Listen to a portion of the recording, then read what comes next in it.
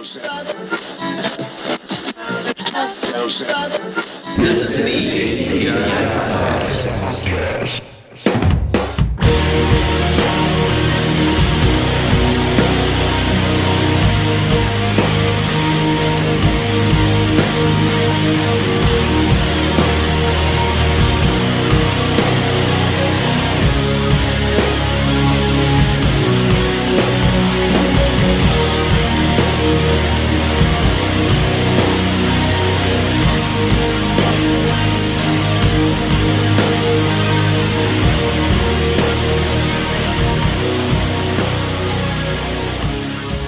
Everybody, and welcome back to the ATI Podcast. We are flying in with episode 85. We're going to be talking with Mr. CALVIN MCROY today of so many projects, Josh, of our fandom from this area. You know, CALVIN's a mineral area native and certainly a guy that we've looked up to in the music scene. And so this is going to be a real treat today. Yeah, absolutely. Big fan of CALVIN, as we've talked about so much, obviously. We've talked about him and all the different endeavors he's been involved in. Definitely a huge fan of his and a lot of his friends that he plays music with. Yeah, huge inspirations, which I'm sure we're going to get into later on in the podcast. But just personally, such a huge inspiration for me. And I know probably for you too, you know, in the local music scene, probably responsible for getting us into it, seriously into it, like heavily into it.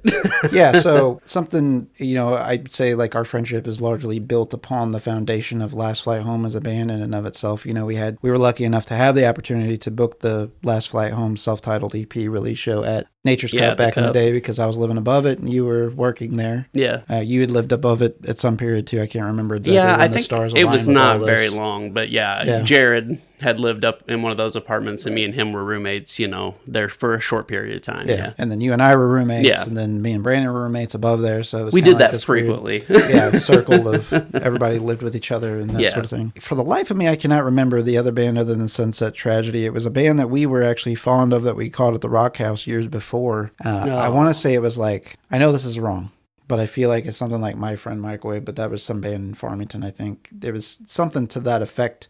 But they played and they had like old TV monitors on top of their amps or something. And I cannot remember. They're actually pretty good. I cannot remember what the name of that band was. I even forgot that Sunset Tragedy played that. Yeah, and it was just a 3-band bill, you know, because you wanted to give, obviously, Last Flight Home their time to do their thing. Right. Well, maybe wasn't there something like they were going to do a tour? And then, so that was kind of the situation. And Randy toured with them, and I think CALVIN couldn't tour. Yeah. And so Randy was going to fill in on tour, and then CALVIN, I think, kind of just had other life responsibilities going, just like, hey, you know, I don't want to tie you guys down.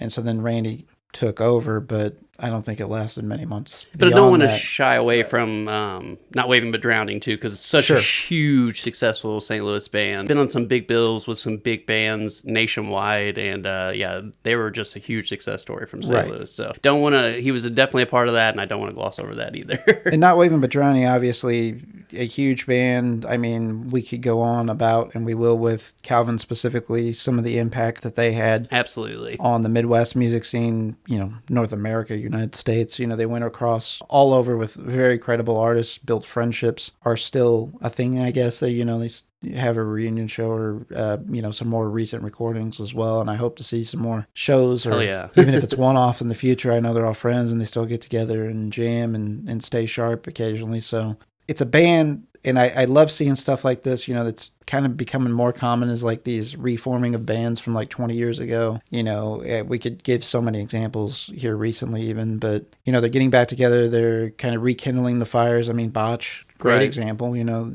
nobody thought that it'd ever happen again, but Botch is, you know, back together. But, you know, these are bands that were blowing up on a high trajectory at the same time. Not Waving But Drowning was. They were in the thick of it. They were in the thick of bands like Zayo and Haste and Thursday and Papa Roach, Linkin Park, you know, just so many artists that we could name that they toured with or played with. Dillinger Escape Plan on their climb and rise to prominence. I mean, we could go on and on and on, but CALVIN had so many opportunities, bands like Converge and so on that they played with. Played amazing festivals like Furnace Fest. You know, Furnace Fest is still something that goes on today that has arguably is usually the best festival lineup that there is, at least for my musical taste. Right. Usually lives in that heavy music hemisphere. So there's just so much cool shit and opportunities, though, that Not Waving But Drowning's had and Calvin was a part of, and going to be really fun to kind of get down memory lane with him and talk about some of those things though too. Yeah, absolutely. I'm looking forward to it. Before we invite Calvin into the conversation, let's talk some current events. And we'll just kind of start out with something a little bit more lighthearted because we're going to have some heavy stuff to cover today somewhat. But I consider it to be lighthearted. And we kind of alluded to it on the last podcast in the opening, the fact that Donald Trump was on Tucker Carlson's new show on the same night as the GOP debates. And we saw more of the GOP debates. We just were aware of Donald Trump's appearance. I've since watched that personally. Some funny takeaways. So first and foremost, I talked about on the last podcast the fact that I listen to things and people that I don't agree with on purpose. And that is for me to be aware of what is going on outside of my personal beliefs and bubble. Not to say that I have a ton of time for it, but I picked my spots, and certainly this was one that I wanted to go seek out. Wasn't even 9 minutes into the conversation with these two, and they are talking about Joe Biden's physical state appearance. Oh my God. Having bird legs. I mean, you look at Tucker Carlson and Donald Trump side by side, and I don't know that they are, the cover of Men's Fitness or the stunning achievement of the male body. Well, isn't Trump 6'3" and 215 pounds? According to him, he is the exact same dimensions of Aaron Rodgers. That's insane to me. Michael Rappaport was on Instagram today, and he posted a nice little video, and he was talking about Muhammad Ali in his prime was 6'3" and 215. And he's like, what a disgrace for you to even lie. And I mean, this isn't like fat shaming or anything like that. It's just about how this man blatantly is a con man all the time. Yes, he's a con artist. Blatantly a con man. 100%. And for people to be so blinded and, so deep in the Trump mythos, the cult following, the cult of personality, at this point, it's beyond the point of ridiculousness. Yeah, I mean, it's just... You wonder when the wake up call is going to come. It's like, it's past beyond drinking the Kool-Aid. It's just pure stupidity at this They point. literally talked about the time that Biden was taken to walk on the beach. He spends so much time on the beach and he's not doing any work for the American people, was literally the quote out of Trump's mouth. And this is the same motherfucker who Friday by like 3 o'clock was taken off to go play golf for the weekend and didn't come back until late Sunday night, Monday morning on some occasions. Back to the White House. It was a 9 to 5 Monday, which wasn't even the exact hours. This motherfucker wasn't starting until 10:30, 11 o'clock in the morning. Right. Because he would be up tweeting till 3 o'clock in the morning, having his fucking McDonald's with a fucking fork and knife and dipping his steak in ketchup like a fucking Neanderthal. Psychopath. Yeah, I mean, low-hanging fruit, maybe. Easy to make fun of, maybe, yes. But, you have to take away some things in this conversation. And I'm going to go ahead and say maybe this is a controversial take. The guy came off like the least unhinged that I've seen him in a long time. He was actually kind of complimentary of Gavin Newsom. Wow. Because, they were kind of debating and talking about, where the election of 2024, the general election is going to be going and who his potential competition might be. And Trump theorized that Biden wouldn't make it. He can't make it to 2024. He's in, quote unquote, such poor health. Tucker Carlson theorized it'd be Kamala Harris, and Trump said there ain't no way because people don't like her and she doesn't know her job and, the usual shit that he says. But I think they were kind of leaning in the direction, Trump specifically, of Gavin Newsom, and he actually had complimentary things to say about him. He said he was a very nice guy. He always got along with him. Doesn't necessarily agree with his politics. It was like the least controversial thing I'd heard him say about anybody on the other side of the aisle. Yeah, that's kind of shocking. Didn't really say anything negative about him, but also consider the guy could probably get in the dirt with him if he wanted to, because Donnie Jr.'s girlfriend is Gavin Newsom's ex-wife. Right. Kimberly Guilfoyle, right? Well, and also Gavin Newsom don't play. No, like he will go toe to toe with you in the ring. Like, I mean, you don't want to bring a knife to a intellectual sword fight. Right, exactly. Right. And he will call your bluff, and he you know what I mean? He will have banter with Trump, and it would probably not be a good thing for Trump. No, I don't think so. And it's probably best to kiss ass while he can. And Gavin's part of that big money, that big Democrat money. So that's obviously another can of worms you don't want to open up either. Yeah, there is that. And he's a guy that, Trump was even like complimenting his good looks, and it's just kind of weird to see him be so flattering and complimentary of anybody Democratic in general. Right. Really, the more unhinged person, the big takeaway from this conversation, if anybody takes the time, it's like 45 minutes, it's a quick watch, and you're interested enough, that is. The big takeaway, I think, is that Tucker Carlson is more unhinged than Donald Trump. Tucker Carlson now has went full-fledged bonkers. I mean, there is no excuse for the ridiculous, like, conspiracy theory wormholes this motherfucker goes down. Like, he was leading Trump, trying to lead Trump down wormholes of conspiracy theories through the conversation. He was trying to get Trump to say that Epstein was killed in prison. Trump said he didn't think that. And then because Trump was kind of talking shit on Bill Barr, he was trying to say that Bill Barr was getting out ahead of the administration, speaking out of turn, and saying, well, he wasn't killed in prison, and Tucker Carlson thinks he was. Trump wasn't committing to that. You know, I think Trump knows obviously more than he lets on. If this is just my opinion, who has the most to gain from Jeffrey Epstein being killed in prison? Out of all of, consider the time, the place, the manner, who was in office, who's in control of the executive branch. Right. If we're going to go down a real conspiracy theory, who had benefits from killing him? Right.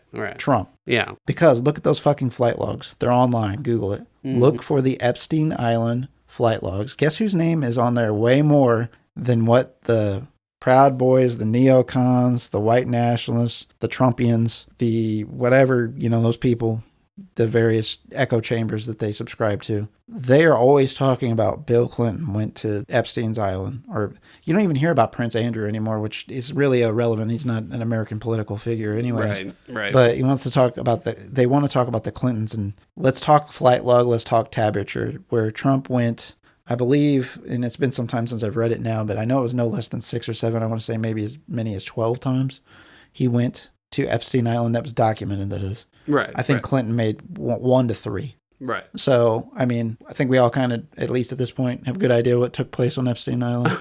I think we have a pretty generalized idea. I got something to tell you, folks, and it's going to blow a fucking huge can of worms right now. There is a local businessman, a prominent name, we'll say in the car industry, so that should narrow it down quite a bit. A family name that's well known in the Farmington region. Their car sales buddies go to a South American country at which it is okay to engage in extracurricular white powder substances.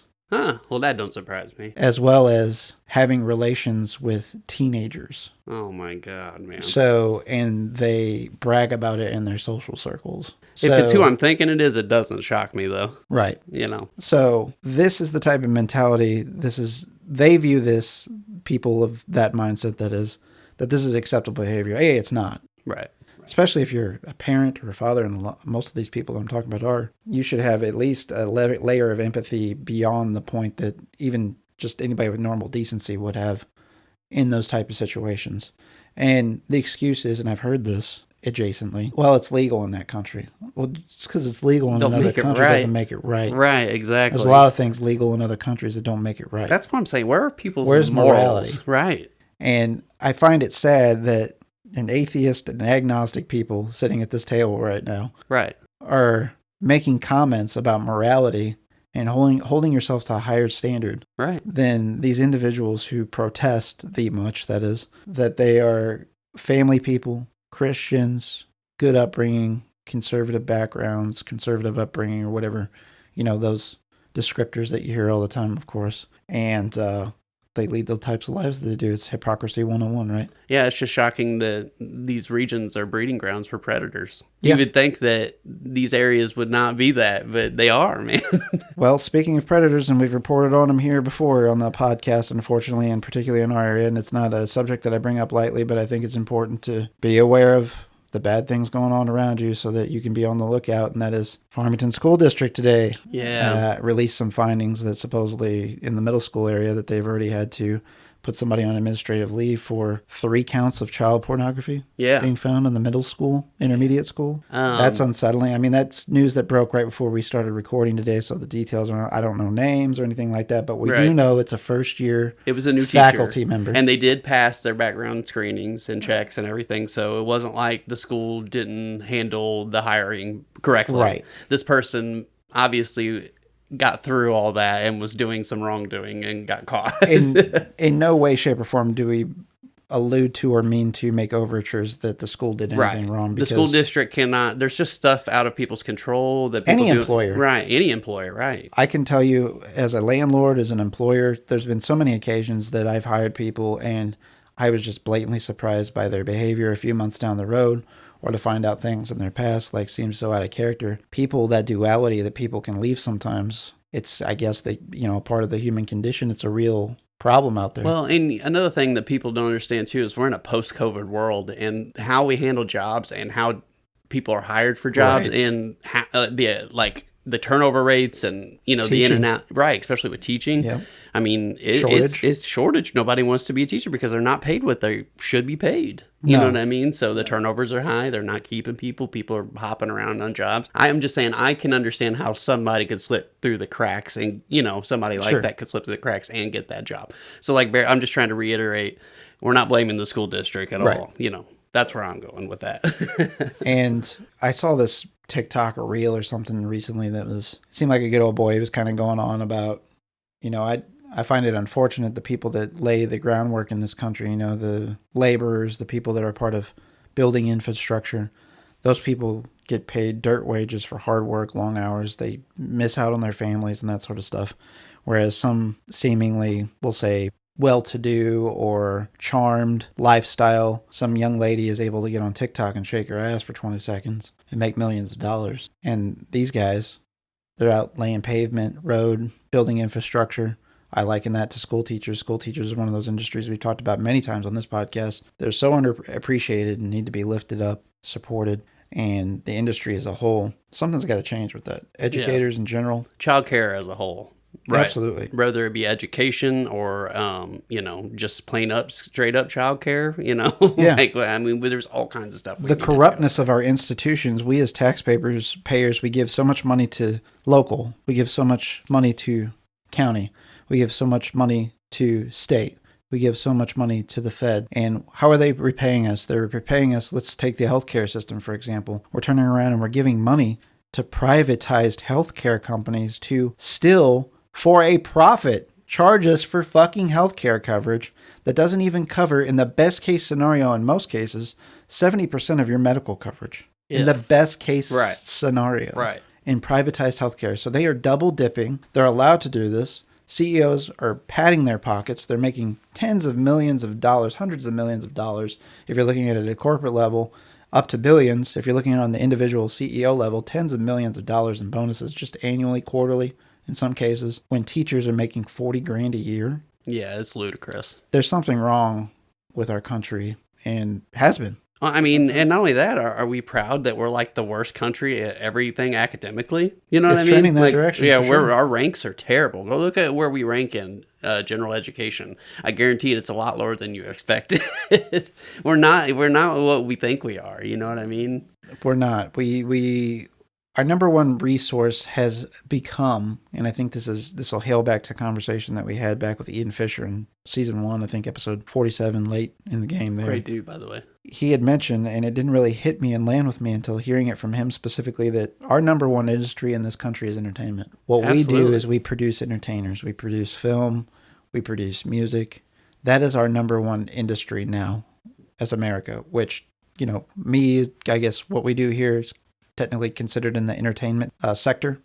As musicians of the past or present day, that's a part of the entertainment sector. So yeah, I can see that. And then, the freedoms that we have as a country, the ability to create and speak, again, entertainment sector. So is this a criticism of where our attentions have directed toward? I wouldn't say that. But we do need to put things in perspective and realize what's important. And it's possible to have both. But I don't think the default's with the entertainers per se. I think the fault is more so directed in some of those things I talked about earlier, the corrupt institutions that's built upon and allowed in our government. And we just so willy-nilly have been accepting this and taking this. I mean, we're talking about lobbyists. I think it was reported well over 600 lobbyists just in healthcare alone in Washington. In Washington, that doesn't talk to the state level. Yeah. At every state in 50 states either. Well, and it's corruption. It's legal corruption, man. That's exactly what I mean. Until we get money out of politics, it'll never be right. I know I'm kind of jumping. Our own representatives and senators weren't allowed to fucking negotiate Medicare and Medicaid. Right. Forever. Right. I mean, that should tell you how fucked up this whole situation is. To negotiate certain plans and premiums. I mean, our priorities are out of whack. We say all that to say this. And getting back to the part that, you can't blame schools and things like that. Another unfortunate thing that happened here locally, this is something I'm really charged up about that I got to bring up. Specifically, so in the last 2 days, yesterday, I got a phone call about 3:05 in the afternoon which is an unusual time for my wife to be calling me because, usually she's back home with the kids and she works from home, she's at work and they're busy. So I get a call about the time and I just assume maybe the worst is happening, of course, already. Like, got home, kid broke an ankle or something like that, It's where my mind immediately goes. I get the call and, hey, I'm stuck in line. They're not letting the kids out yet. And I'm like, well, why? That's very unusual. It's, 15 minutes past school, letting out plus. And I guess some gossip made its way down the pickup line that there had been somebody on the property, an impossible intruder. They're investigating the situation, so they're on soft lockdown. Unfortunately, it's happened before. Yeah. Okay, I think it's happened at like all the schools around here, especially last year, 4 or 5 times specifically. We're kind of in rural areas for the most part, especially all these towns adjacent to Farmington. Right. So it's for somebody to be on school property, it's kind of odd, but not completely out of pocket, though, too. Right, yeah. Randomly. Yeah. Houses are close enough and, walking distances and proximities, and most of these schools are in some type of town or township still yet, so it's hard not to walk past a school. So what are we saying school grounds? Are we saying the ball field? So there's like all these definitions that you need to get into, like what are we considering school grounds? Right. Like how serious is this threat, right? So not ideal, definitely worth monitoring. Didn't get too worked up about it in the moment, but I said, well, we need to call the school. And I was talking to my wife on the phone, so I hung up with her. Immediately I called the school and got the situation, what was going on, and basically got told the same thing. We're on a soft lockdown. We had somebody in proximity of the school that we were concerned with possibly intruders, so we had law enforcement come in. We swept the school, cleared everything. We're letting everybody out now. So I think they dismissed them finally at like 3:07 or something like that. And from what we had gathered in follow-up communications, and then they sent out an automated call. Basically, everything they told us was validated, but there was a concern possibly of somebody with a firearm nearing school premises, I think was the wording that was used, and that they were approached by law enforcement, and they scurried and went in the opposite direction and traveled down Highway 32 toward BB or something to that effect. Well, BB is a rural highway in this area, so it's not like you can just like, right. I mean, you can walk down it, but to walk down it, there's not like a shoulder. Yeah, that's certainly a health hazard. Yeah, it's just like an old school 2-lane highway, and there's no shoulder. Right. So it's no like shoulder, no road. center line, right. No shoulder lines. The ditches drop off to like prevent flash flooding. Yeah, that type of shit. Like your BFE as BFE gets. Right. Yeah. Right. Country roads. Be right. Country roads take me home. Right. We think this is the end of it. Right. So today again we get another call and a mass communication sent out by Bismarck School District, Bismarck Police Department, I believe maybe St. Francis County Sheriff's Department. They were certainly involved. I don't remember if a statement came out from them, just because it was kind of a whirlwind of information. Both those statements were released, and then we got an automated call too that further details on the situation. So this guy, what originally was believed to have been an AR-15, came on to school property, and he called the police at some point. That part of it I'm still not quite clear on. And expressed an interest to engage with law enforcement. Now that language right there tells you, shoot, a threat of some sort right. to engage with law enforcement. Like, yeah, he's threatening. Who wants to fucking engage with law enforcement? Right. And what does that mean? Yeah. So that's where your mind goes immediately. And I think after further investigation, they found that this person, after getting a call from their family, was mentally unwell, has expressed thoughts of suicide, wanting to have his life ended, but not wanting to do it himself, I guess. An individual that I believe that they characterize as 5'9", 175 pounds, average build, clean cut, perhaps dark hair, that part I'm not real sure on. And that they in fact actually had an airsoft rifle that was emulating an AR-15 gun. God. And that they had expressed interest in harming themselves and wanted to force a situation for police to kill them, to end their life. Jesus, man. So obviously, with mental health issues being paramount, that's the first thing we're going to be thinking about, and a huge concern. So not only do we have this news from Farmington that we talked about earlier, that we have Bismarck, where my kids go, and certainly a concern of mine, and what can be done going forward. You just got something from the West County School District while we're recording here, right? Yeah, saying it's about that exact situation, and says... It is believed that the individual may have fled to a nearby community, but I guess maybe he was making threats towards schools, is what it sounds like. says the man has a history of mental illness, drug abuse, and recent suicide-related statements. And the statements have caused alarm, and they suggest the possibility of suicide by cop involving entry into a school or church with a weapon. So that was his intentions, supposedly, from what his statements were. Obviously, somebody that's professing to do these things doesn't have good intentions, right? Right. And, I think a lot of people were surprised back on our ATI Podcast for President episode 41, when we talked about some of the policies that we actually believe in. And I specifically expressed that I was actually pro execution, capital punishment. Yeah, I'm actually, I surprisingly to some lean degree. that way. But the reason being, and I agree with the arguments that Brandon made, and somewhat of what we do on the show, you have to take, is we try to take opposing viewpoints to make it worth listening to. Because who wants to hear a room full of guys just agreeing with each other constantly? It's fucking makes for a dull show, right? Where I was able to take the angle and lean into the capital punishment piece, and I still will say this firmly and, out of character, in character, out of character, it doesn't matter, is the fact that if somebody is threatening to harm somebody in my life, my inner circle, my friends, my family, there are very few things that I hold dear in life. I'm not big on material possessions. As far as material possessions, I mean, if we're being real, like instruments and music, I really don't care about anything else. I even don't care about cars or anything like that. It's just things that pay back to me in my emotional states and help me with my mental health. They're the only other things that help me outside of my family and my friends, those institutions that are built up around me. If somebody's looking to harm any of that, it is easy for me to get very primal and resort to thoughts of equal or further action in retaliation, right? Right. So, and I think that goes a part of, protecting your own domain, your kids, your wife. That's a normal reaction. You know what I mean? Yeah. And I don't consider myself a badass by any means, but when you try to take away the only thing a man has, or anybody has, it doesn't have to be a man, it doesn't have to be gender specific. Right. People will go to great lengths to protect those things. Right. And an instance like this where it hits a little bit more home, I am not making any threats. I'm just making promises. Yeah. In the event that I would ever be able to be so lucky to engage with this individual, I would be happy to make his fate exactly what he wished it to be. Yeah. Because there are very few things that I hold sacred in this world, and children is certainly one of them. Yeah. I had a childhood that was taken from me, and people doing things like this takes childhoods away from people. Right. Yeah. And it's something that can't be given back. Right. And so it's something that I can understand on some level. And people who do that and think that that's okay, that's an okay action to take. Yeah. In my opinion, and it's a hot take maybe, if we lose some listeners over it, so be it. They don't deserve to live.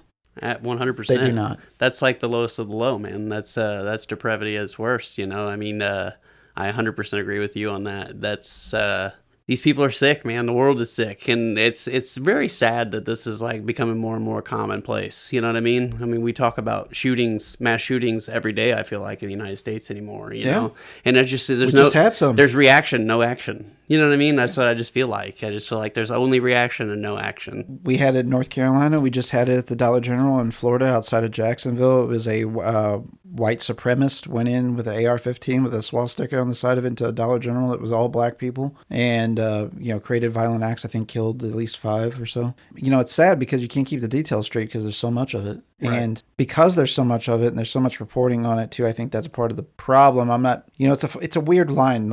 You want to know the details and the specifics, but also at the same time, I feel like some of these people are feeling encouraged because they do see it on the news. And that's, a majority of what the news is just so many were shot today and so on, and okay, here's this squirrel riding a ski. Right. We just jump to the next thing. Right. Yeah. Right. It's it's all over the map and it's hard for people. It desensitizes people. Yeah. It desensitizes people to the important things, and then kind of you lose focus on the things that are important. Right. And you get back into talking about attention spans and stuff like that. Right.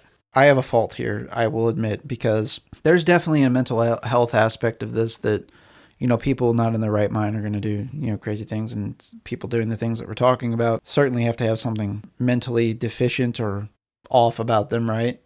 To put it in the most nice way possible.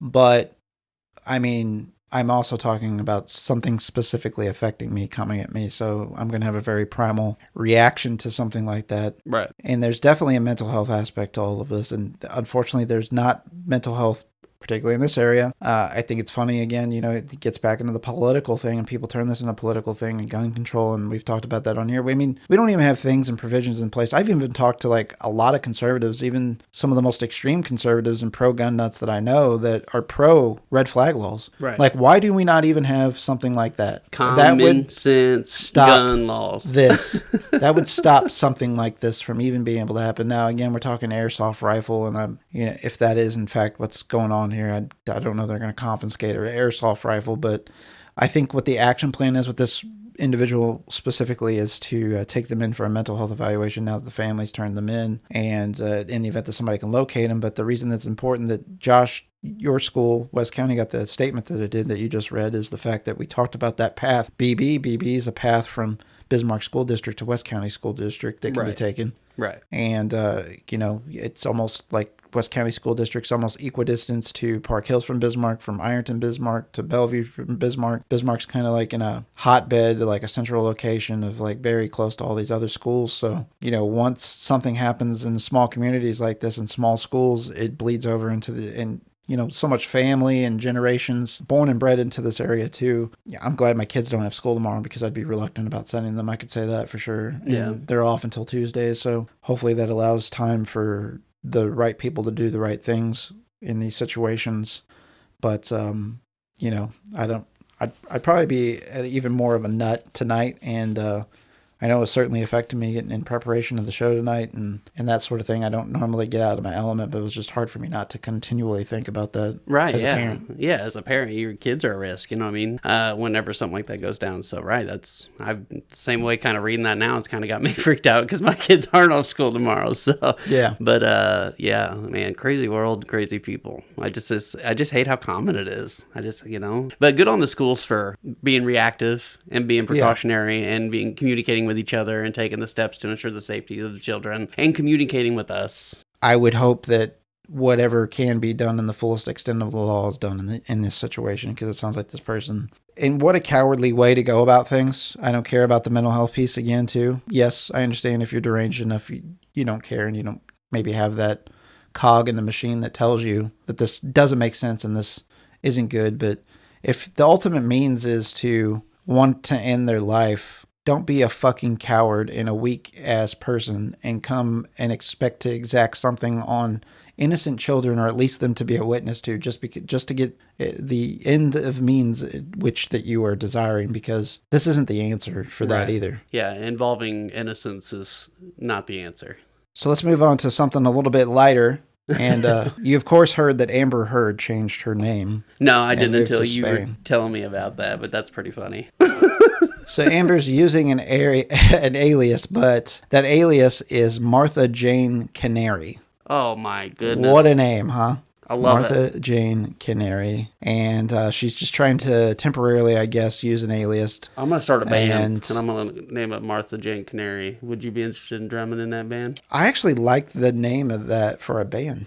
I actually think it's got a good little ring to it. It's not bad. Martha Jane Canary. I would probably prefer Mary Jane Canary. I think that's got a better ring to it, but yeah, it's still not bad. Every song will be 4 minutes and 20 seconds long. Yeah. We'll dial that in, and we'll definitely have a nice little math equation worked out there. No, that's pretty great, though. But yeah, obviously it's to avoid, I guess, whatever celebrities. I mean, she's a celebrity. She has celebrity status. Well, I mean... one would argue that it's not quite what it used to be. It's a different status it's of celebrity more of now. She infamy. used to be an actress, and now she's more of like an infamous celebrity. Yeah, like you're saying, infamy, right. And there's few people in American entertainment that are more revered than Johnny Depp, and for her to have had the falling out in the way that she did, and I've heard some of the court trial stuff that was batshit crazy as it was anyways. And yeah, some of it was hilarious. But it was largely hilarious, a lot of it petty, and I'm not saying like he was like a saint, but goddamn, somebody needs to christen that guy with sainthood for dealing with that crazy bitch as long as he did. What a nut, for sure. Another big piece of news that I'm very happy to hear, and that is the Proud Boys leader, Joe Biggs, got 17 years for the January 6th case. This is the man that was gloating about overthrowing the Capitol, video footage of him doing it. He was damn near in tears. He was so happy, smiling, hanging out with his boys that do their little brother tug initiations to each other. Yeah, their little girl fights. I'm glad they fucking got him, though. That's for sure. 17 years, baby. Enjoy them. Enjoy Well, I every hope second. he serves every bit of that 17-year sentence. Another funny thing I wanted to bring up is that the whole Georgia case against Trump is going to be live streamed over YouTube. Did you see what the Georgia governor said today? What's that? He said that he did I guess he gave a news conference or whatever. But at the end of it, I was kind of listening to it. I was shocked. He said, "This is Georgia," and he said, "We're a state of the Constitution, and I'm the governor, and we will follow the Constitution." So I was like, wow, man, I was really shocked by that. I was figuring. Glad to hear people are doing what they're supposed to do, the bare minimum, and that's follow the Constitution. Right, and that's all we're asking for. We're not asking you not to like Trump. We're just asking you to follow the rules. Well, not only are they were already going to stream it on YouTube, but Fulton County judge actually gave permission for them to actually televise it too. So this is going to be on network television. Why should it be any different than any other criminal case? You know what I mean? Well, not all criminal cases are televised, though. Right, but I'm just saying, majority of high-profile cases are because there's a public interest, and obviously the former president of the United States being on trial is a public interest. So absolutely, I could definitely see why a judge would make that decision, and I think it's the right decision. I think he should have to face the music just like anybody else. Another thing that we could talk about real quickly too is Asoka. Asoka, yeah. Great season premiere, man. A 2-episode premiere. They were long, and they gave you a lot. I made it for the first 2 episodes, but there's 3 episodes out now as we're recording. Yeah. I will say myself, I felt like I stayed up with most of the animated universe piece of the Star Wars. Yeah. But I still felt a little lost. Yeah, and I think everybody's going to. My only recommendation for everybody would be to go and watch Rebels, because that will make the show make the most sense, because basically this is Rebels season 5. They're really just jumping in from the end of Rebels, and they're trying to me personally, it seems like they're trying to interconnect the newer movies. Yeah, that seems the direction that they're going, and that's as far as I'll go, because I don't want to ruin anything for anybody. But yeah, man, the first 2 episodes were great. I thought the casting was brilliant. The music was brilliant, which they got the guy that did the music for Clone Wars and Rebels, so obviously it was going to be on par for Star Wars. But yeah, just brilliant. They gave us a lot in the first 2 episodes. It was action packed. They introduced a bunch of really cool new characters. I'm in love, and I thought it was funny because the first 2 episodes, like I said, were kind of longer, and they gave us so much. But then that 3rd episode, it was kind of like a really short build episode. It was like 30 minutes, and it just cut you off and left you hanging. So I always love that too, and it give you hungry for more. But yeah, Rosario Dawson's killing it. Oh yeah, she's a really great Asoka. I cannot remember the girl they got to play Sabine, but I'm in love with her. I think, not like literally, but like her as an actress, her playing Sabine, I think is perfect. Filoni killed the casting. Whoever he got to do casting, they did great. So I've been impressed so far. The world building, Alyssa said it kind of seemed like, my wife, she said it kind of seemed more like the style was different, and I kind of like that. Like, it didn't, you know what I mean? Like the way stuff looked, and stuff people were wearing, and the action scenes, and it kind of felt more old school-y. So that was kind of nice too. It's a little slower. The costuming, I think, was something, Andor was another show that I really picked up on the costuming. I felt like they really made an effort to level up the costuming and make it seem of the time. And Pam made this point as well. She said and complimented the fact of how well consistently, time frame wise, that still made everything look like the costuming that originally was done in the 70s, when A New Hope came out, 77 and so on. Like, there's been a consistency with these. I mean, it's still a part of, I guess, the cinematic universe, but I mean, it's the TV shows on Disney Plus. I'm not sure if there's a different descriptor for that. Right. But they definitely have done a great job with the Star Wars universe, particularly the TV shows, Mandalorian, Boba Fett, Asoka, and keeping that costuming consistent. Brilliant with stuff. works of old. Right. Yeah, and even as they add new characters and develop new characters, like even getting them to fit into that, you know what I mean? They've done a great job with that. So yeah, I mean, a lot of people hate on Disney for the direction they're going with Star Wars. I personally love it. I don't know, man. I want more. So I think it's great. I'm kind of biased though, because she's one of my favorite characters. Yeah. So I like her, and I'd like to see more of her story fleshed out. And the Clone Wars animated series early on, she's a pivotal character in that. And it was nice to see her. She's the apprentice of Anakin in that. And ultimately where that story goes. Yeah. Anakin becomes Darth Vader and all that. And there's so many. That's one thing. If you've ever watched the originals, I never really got into Star Wars myself until about 2015. Then I watched everything from start to finish chronologically. And it was something that my daughter and I got into in the same time, Aurora, and just kind of stuck with it since then and enjoyed it quite a bit. And I always kind of wrote it off dismissively because my dad was more of a Star Trek versus Star Wars person. Yeah, that happens. We've had that discussion before. Yeah. And I still probably favor Star Trek overall. But I will say, it's kind of like the John John Bonham and Neil Peart conversation. Right, You know, yeah. they're both good, but just in different ways, right? They're their own thing, right? And the Star Wars universe is something that really was not lost on me, was the fact that whenever you watch, you know, that original trilogy starting with A New Hope, like how short the screen time is actually for some of these characters that have meant lifetimes, you know. Right. We're talking about Obi-Wan specifically, how Right. short his screen time is in the original films. I want to say Darth Vader. he had himself. 18 minutes of screen time, I think. Maybe From the total, first yeah. original 3 films, I think total Yeah. was about 18 minutes of screen time. Yeah, very little. Out of and what? a character that 4 hours of film? stuck with generations, you know. yeah. Obviously, Ewan McGregor did it in Iconic. the prequels, and then as well as Right. the Obi-Wan show, which I actually enjoyed quite a bit. I mean, you could probably ask almost any child. You could hold up a Darth Vader and say, "Who is this?" And they're probably going to say Dark Vader. Yeah, right. Like, or if even Arlo still calls him Dark Vader, even though it's Darth Vader. But yeah, I'm I just mean, saying obviously, iconic iconic character. work. Yeah. Yeah, for sure. And I think what was it? It was one of the film institutions here not too long ago, and they probably TMC, maybe somebody like that. They had rated like the best movie villains of all time, and Darth Vader consistently is always in the top 3. Absolutely. It's usually him, the Joker.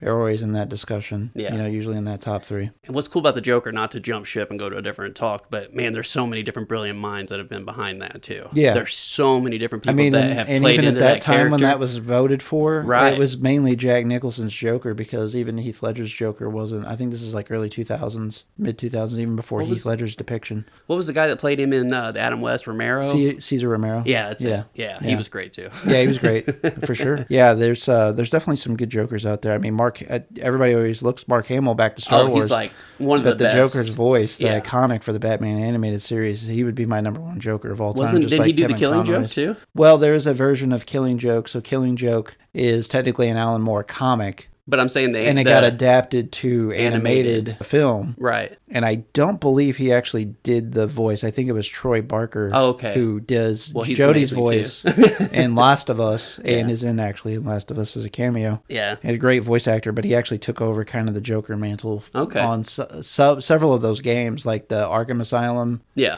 realm of stuff. So It's I think there's another an Arkham. fantastic Joker too. I think Arkham Origins is the one that he actually does the voice on for the Joker, but it sounds identical to Hamill. Right. And I think he now is taking it because Hamill retired it. He refuses to do it anymore now that Kevin Conroy's passed. And now we have a new Joker, so we'll see. I'm excited. The cut footage that I seen of the Joker from the Batman was fucking awesome. Yeah, that guy's a great actor. Yeah, so I'm really excited to see where that goes. Yeah, he plays a fucking fruitcake.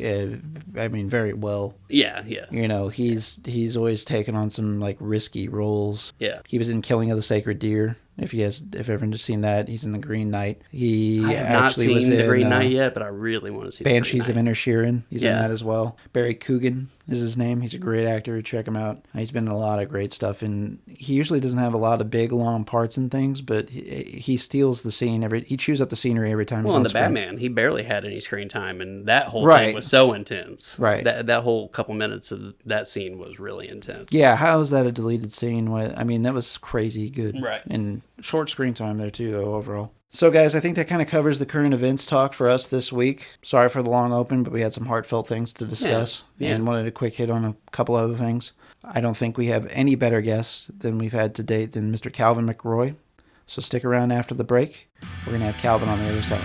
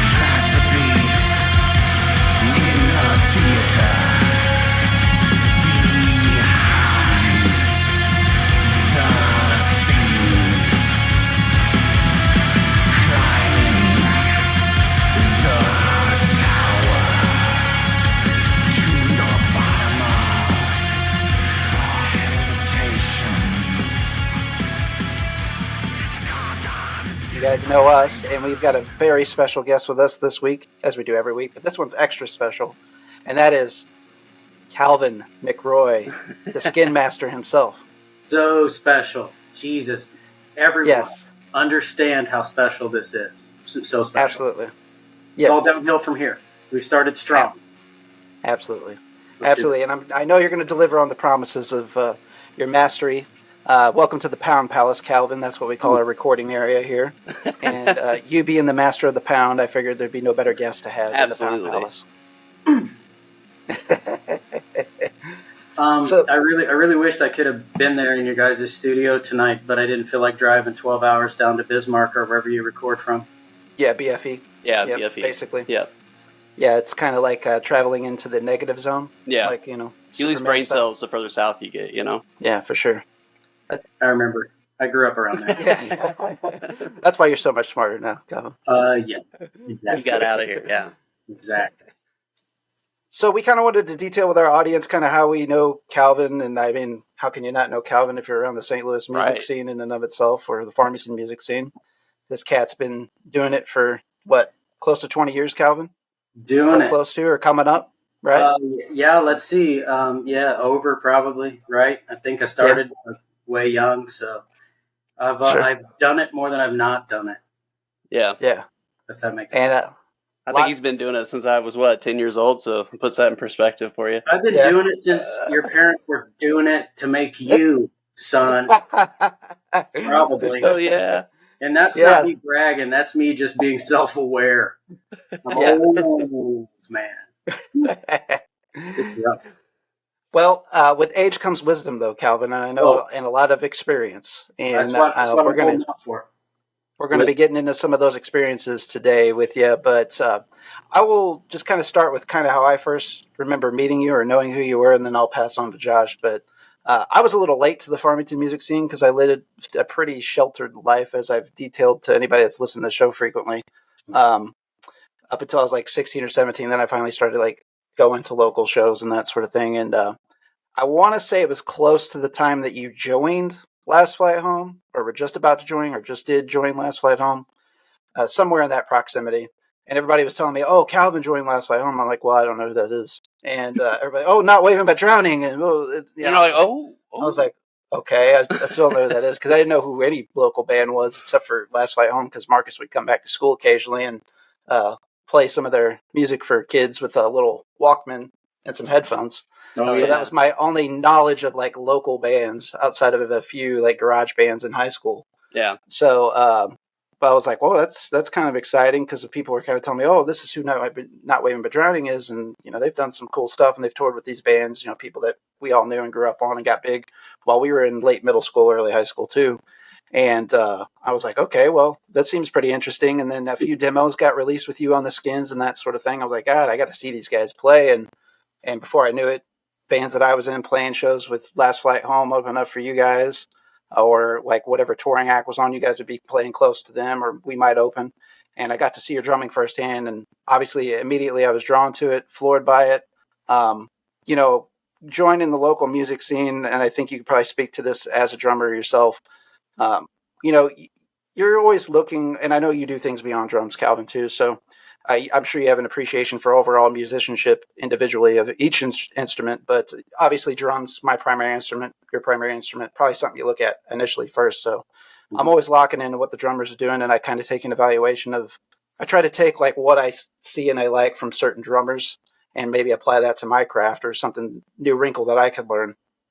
And right away, you are a guy that just almost everything I watched, I was like, I got to emulate this guy and what he's doing, because like he's just playing the right thing at the right time. He knows what lane to stick in. He knows how to stay in the pocket. You know, I used this analogy toward the end of the last show in our introduction and building up to having you on the show. This will be in my I always put, you know, drummers into two categories. You're either a Neil Peart guy or a John Bonham guy, and both are good. Both are great. I wouldn't really, as far as you're talking personal preference at this point, they're both great. Right. I wouldn't say either one's better than the other, but I have a personal preference, and that's the John Bonham side. And I kind of put you in that John Bonham category. And I feel like that's kind of why I've gravitated towards your drumming in and of itself specifically. Well, bless you. One's more of a, like you said, more of like a technical, and one's like more like you could feel and groove. And you definitely, that was what Last Flight Home always got me. You know what I mean? Like your drumming style and that whole, like just watching you and Ben, and like Ben making love to the guitar and you slapping skins, like that was some of my earliest memories from the music scene that just like gave me goosebumps. Close your eyes, give you goosebumps kind of stuff. So Sure. yeah, heartfelt stuff. Especially when you're so young, you know what I mean? Like I was pretty young when I first started getting into you guys. So Yeah. I mean, definitely some huge inspiration from all you fellows. So a big thank you from me. So I mean, you guys are probably some of the reason why I got into the scene and into music and stuff like that. So for sure. Definitely. It was a treat. It was a treat jumping on with those guys because, I mean, the first time Rusty and Ben showed me, like Ben and I or Boogie Down, I was thinking, what? And, we used to, in the Not Waving days, we would play, with like Pennies for Allah. And I toured everywhere wearing that shirt, until it didn't have sleeves left. And I was always pimping my dudes. And like, to be outside Walmart in Farmington and have Rusty like, come out to the car and listen to this song. And it was like, damn, Rusty, like, this is really good. Like, I was a fan immediately, just thinking, wow, it's like something happened while I was like focused on trying to hold on to my seat and like keep up with everything. Like these guys were finding it. So when I got the chance to play with those guys, it was an easy. Well, let me think about it for a couple months. Right. That's I immediately said yes until I realized I was the anchor slowing them down, or so I thought. So I also bailed for that reason, but we can go into that or not, whichever you prefer. Regardless, I was a fan. I'm sure they would tell it very differently as well, though, too, as far as that comment was concerned. Sometimes you just kind of feel like, I got to do quite a bit before Last Flight Home, and I really got to kind of live enough of what I wanted to see of a certain way of life, so to speak. Mm-hmm. Now you heard that, right? Yeah. Real on the other side of that door. Thursday Night Raw, baby. I think Samantha's about ready to jump from the top rope onto both of those suckers. Regardless. There you go. Might have to have some play-by-play. Yeah. Okay, one's crying. Probably a little blood. Maybe. But yeah, it's like sometimes you want the next group to like get their swing, like. Right. Oh, he's singing. Never mind. I thought he was screaming. That's singing, obviously. Yeah. It's beautiful. Singing the new Rammstein. He's doing his best to do Uncle Todd's voice back there, I think. Yeah.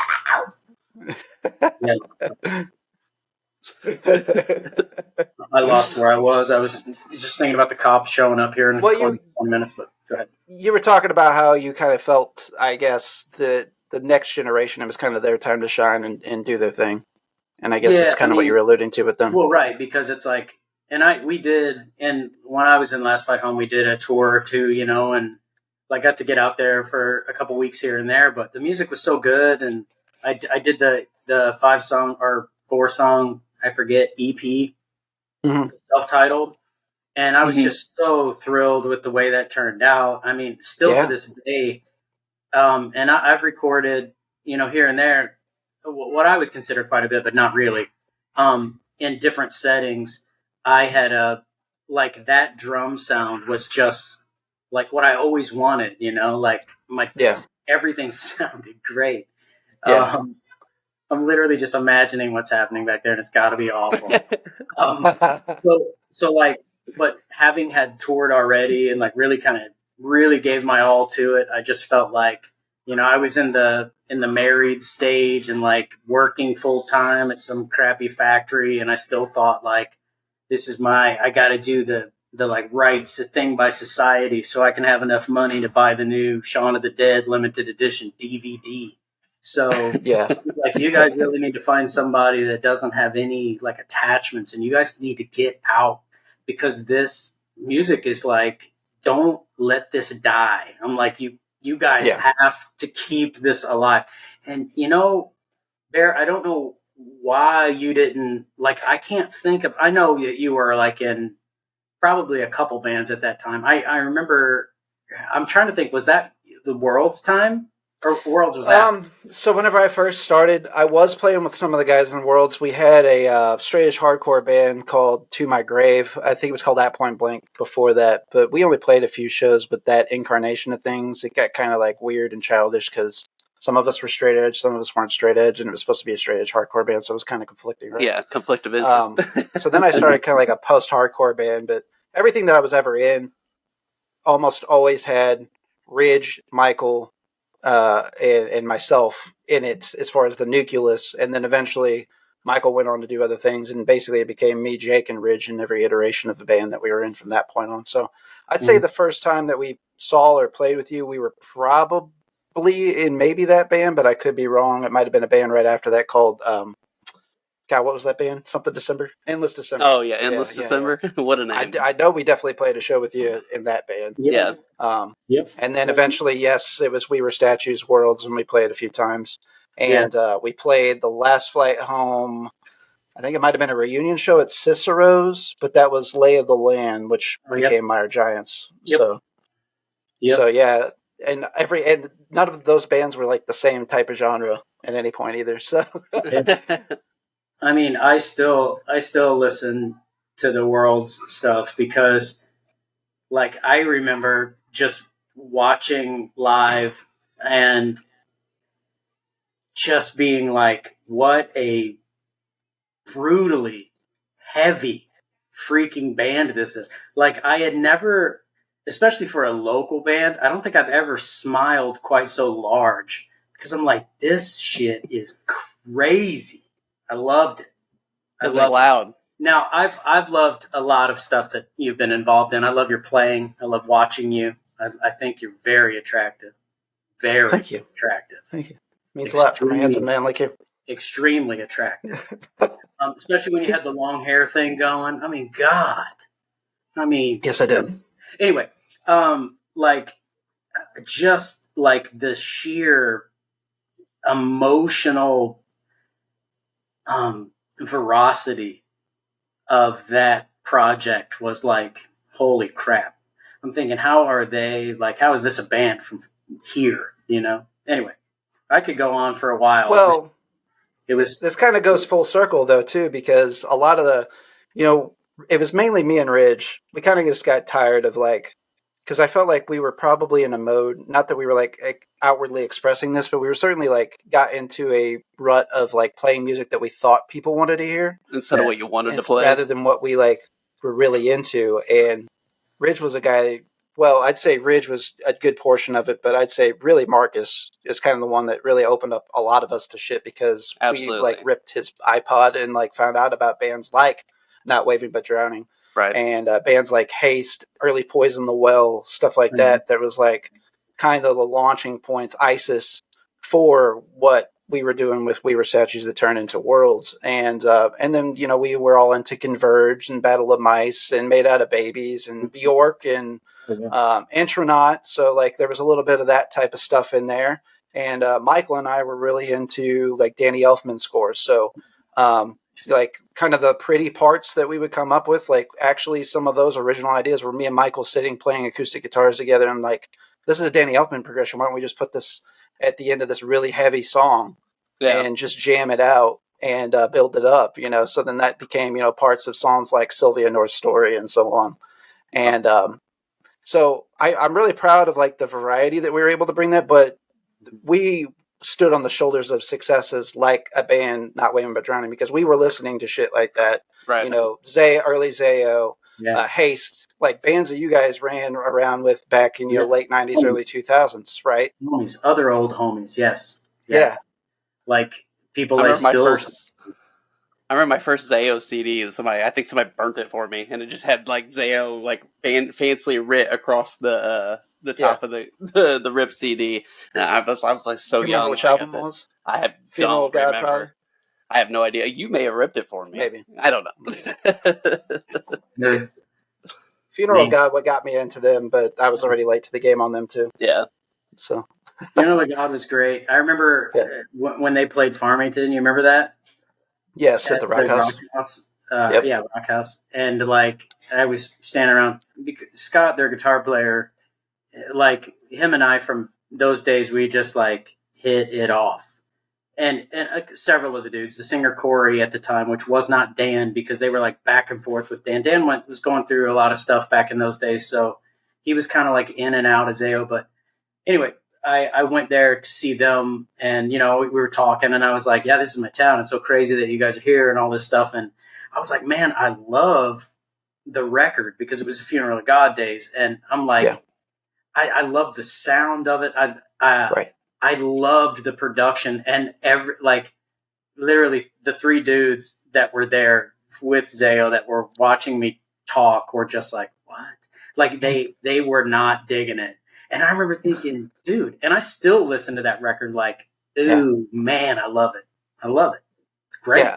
I mean, it was kind of like I'd say like the heat of the metalcore boom of the mid 2000s. I know. And I understand. Maybe that's why, though. I'm trying to understand like, why they wouldn't be into it. It's not like you turn it on and you're like, ooh, man, I'm like catching like Ross Robinson tones here. It's like I loved the bass, how it was like it was up front in the mix, but it was still defined yet like gurgly. I love the drumming. I was because I was I had watched Jesse play like literally 100 times, and Jesse was great, but Jesse was loose and sloppy. He was like me. You get him going on something and he's like, I'm going to do a fill that doesn't work and then crash the hell out of this. And he was also a monster. And then the dude, and I'm sorry, I think his name was Steve. I forget what the dude's name after Jesse was before Jeff. Yeah. But like, he was so technical and just his roles. Precise. Oh man, he was a machine. And compared to the Jesse era, and I mean, I could talk about those dudes forever. That cat in the middle that you're talking about was the one that was on that tour, right? That played Center Stage, I remember? Yeah. Well, Rock House, whatever it was called at the time. Yeah. I think Madball Zao show? Yeah, I think that was Madball was on that ticket, as well as, was it Scarlet, which I love Scarlet still to this day. Is fucking fantastic. What's that? Johansson, I said? Johansson? Oh, yeah. Johansson. Yeah. Scarlet, Johansson. I didn't watch any of the other bands, but I went to see Zao, and I was like, I can't wait to show you around my town. And they were like, dude, we're like literally loading up and driving like right now. Yeah. Thinking, no. But it's crazy that tour package came to Farmington. Anyways, it was like 05, I want to say. But yeah, man, I still can't believe that happened. Yeah, it was great. There's been some few artists that have come through here that I could believe, to be honest with you. Well, a lot of that has to do with like Joey O'Farrell. Right, like some of the people that were putting together shows, right, for sure. Yep. The very first show that we played in those iteration of bands I was talking about earlier, at Point Blank, we opened for fucking Hoods at Barbarino's. And I was like, and I didn't know who they were whenever I was. You're like, that's my favorite place to buy wood. Yeah, right. Yeah, exactly. Absolutely. Go get my pre-manufactured cabinets right on down there at Hoods. Y'all got them half-curved shower stalls? Yeah, there you go. Them fancies. Like, what? Too rich for my blood. Dang. But get the old wash tub up. But Mama? But yeah, man. It was lost on me. There's so many experiences I had at a young age, and to be able to sit, there's without question, and Ridge is one of my oldest friends, so I can speak for him in many occasions. I'll do so now, but I know he and I looked at people like you, people like Marcus, people like Brad Sexton in this area, and we're like, we need to get our shit together and at least emulate what these guys do as far as how they go about their business, how they handle themselves, how they conduct themselves at shows, just little things like we noticed right away, like how you guys would be, backlined and ready, like you as a drummer would have your kit already all together, ready to just bam right up on stage, ready to go. There wasn't a huge downtime between bands and setups. Like, you don't know how like valuable those lessons were that you were teaching, that you didn't even realize that you were teaching to people like me and Ridge specifically. That's awesome. I'm telling you, especially to anyone listening to this that is in a band now that's like doing their thing. I'm telling you now, like, being a changeover artist is everything. because it's all about the respect you're giving the other acts, the other artists that are out there doing their thing. And the quicker and the more professional you can be with like getting in and out, that is immeasurable. And man, we were so fast up and down, and that was like a thing. Of course, we were well oiled and not waving, but then straight on through to like, of course, the last flight home times, and then time and time. Eventually, it was like we had a ton of garbage, like a ton of things that we were carrying up, but we were a machine. We were like, let's get up, set up, and break down super fast, because that is just as important as what you're presenting is the respect you're also giving the fellow artists that are up there and the people that are standing there waiting. Right. How many times you got to watch a dude tune his damn guitar before you're like, bruv, give it to me. Let me do it. Yeah, absolutely. Get the intonation fixed on that son of a bitch. Roman totally agrees. I can hear him back there. He's like, he's like, that's right. Get it, Dad. Get it, Dad. That's Get it. Right. Yep.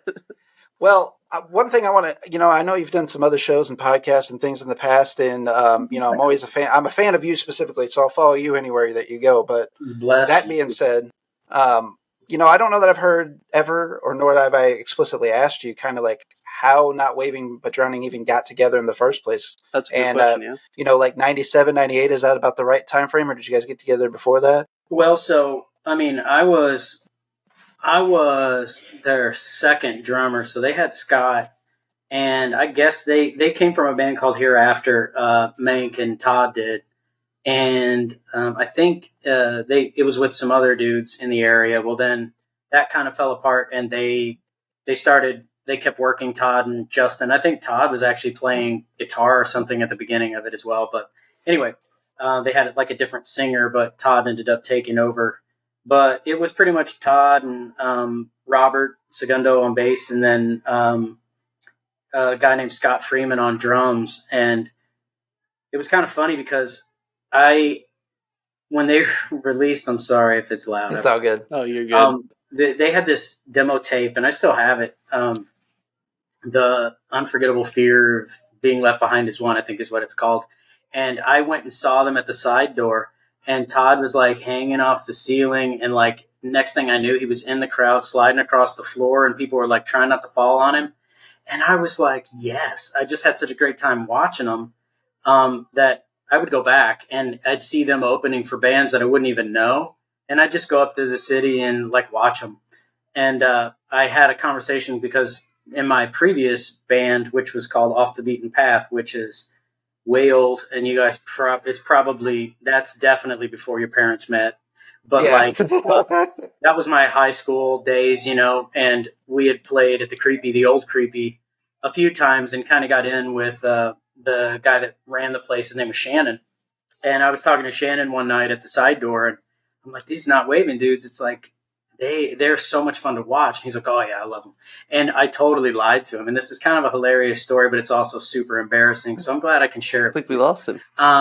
Regardless, I was telling the story of Not Waving, but I totally planted the seed that like their drummer was about to quit, and it wasn't even true. And this guy was like, really? I didn't know they were having problems. And I'm like, oh, I mean, that's just what I heard. I was just feeling it out. Yeah. Well, next time I saw them, the dude was like, I guess Scott is about ready to leave. And I'm like, oh, yeah, really? That's really true? That lie that I introduced into the world, that's really happening. And then, like, out of the blue, I get a phone call from a band I jammed with for a little, like a hot minute called Sullen out of St. Louis. And they were like, our old drummer Scott wants to come back to us, and he plays for Not Waving. Would you be interested in trying out for that band to, like, make it easy for him to come back to us? And I'm like, how does this happen? Yeah. So I was like, yeah, I'd probably consider it. And the next thing I knew, Justin Mank was calling me from his job at Blockbuster Music, which I thought was kind of funny because I worked at Blockbuster Video. So right. Yeah. We were already homies, There you go. But he's like, yeah, come up. I'm doing a show. It's like a band called Goat Whore. Come hang out. We'll watch the show, and I'll give you the record that we're about to put out. So I went up and hung out, and it was pretty awesome. Like, he gave me the CD before it came out, and I ran home, learned it all. In a week, I was up there jamming with them, and like I knew all the stuff. because I was like driven, you know? Yeah. Right. And I sat down and played with them, and they were just like, how do you know all of this? Like, they were so shocked that someone listened to their band, you know? Yeah. So, yeah. Anyway, needless to Well- say, long story even longer. That's, you know, we just hit it off, and I joined them in 99. I think they started probably 98, and I joined in 99. Yeah, so, you know, like with youth, though, comes ambition often, and kind of that more of a resiliency, I'll say. Like, I think I've gotten more in myself in my older age, even though I'm more confident in some other respects. Like, I don't know if I would have been, like, as quick to do some of those things back then as you did in those hell no. examples, though, too. I say this, and then that is, like, you kind of, like, I remember, you know, when I first got an opportunity to play with the guys that I play with, and I didn't care about, like, embarrassing myself or anything like I was too driven to go do this thing that I really wanted to do. Like, even if there was failure on the other side, like, I made myself do it. Right. You know, I pushed through that uncertainty and those anxieties. Well, and I mean, you can't, you truthfully in life, and that's what I hope I can teach my kids if they stop crying and screaming long enough. It's like, you know, you really have nothing to fear, because when you're afraid of a situation or you're afraid of challenging yourself, it's because you don't know how you're going to react if it doesn't go well. Well, if you really know yourself and you're at peace with yourself, you know, and you're like, you know, good or bad, whatever happens, you know, like, I'm still going to be good with myself because I'm being myself.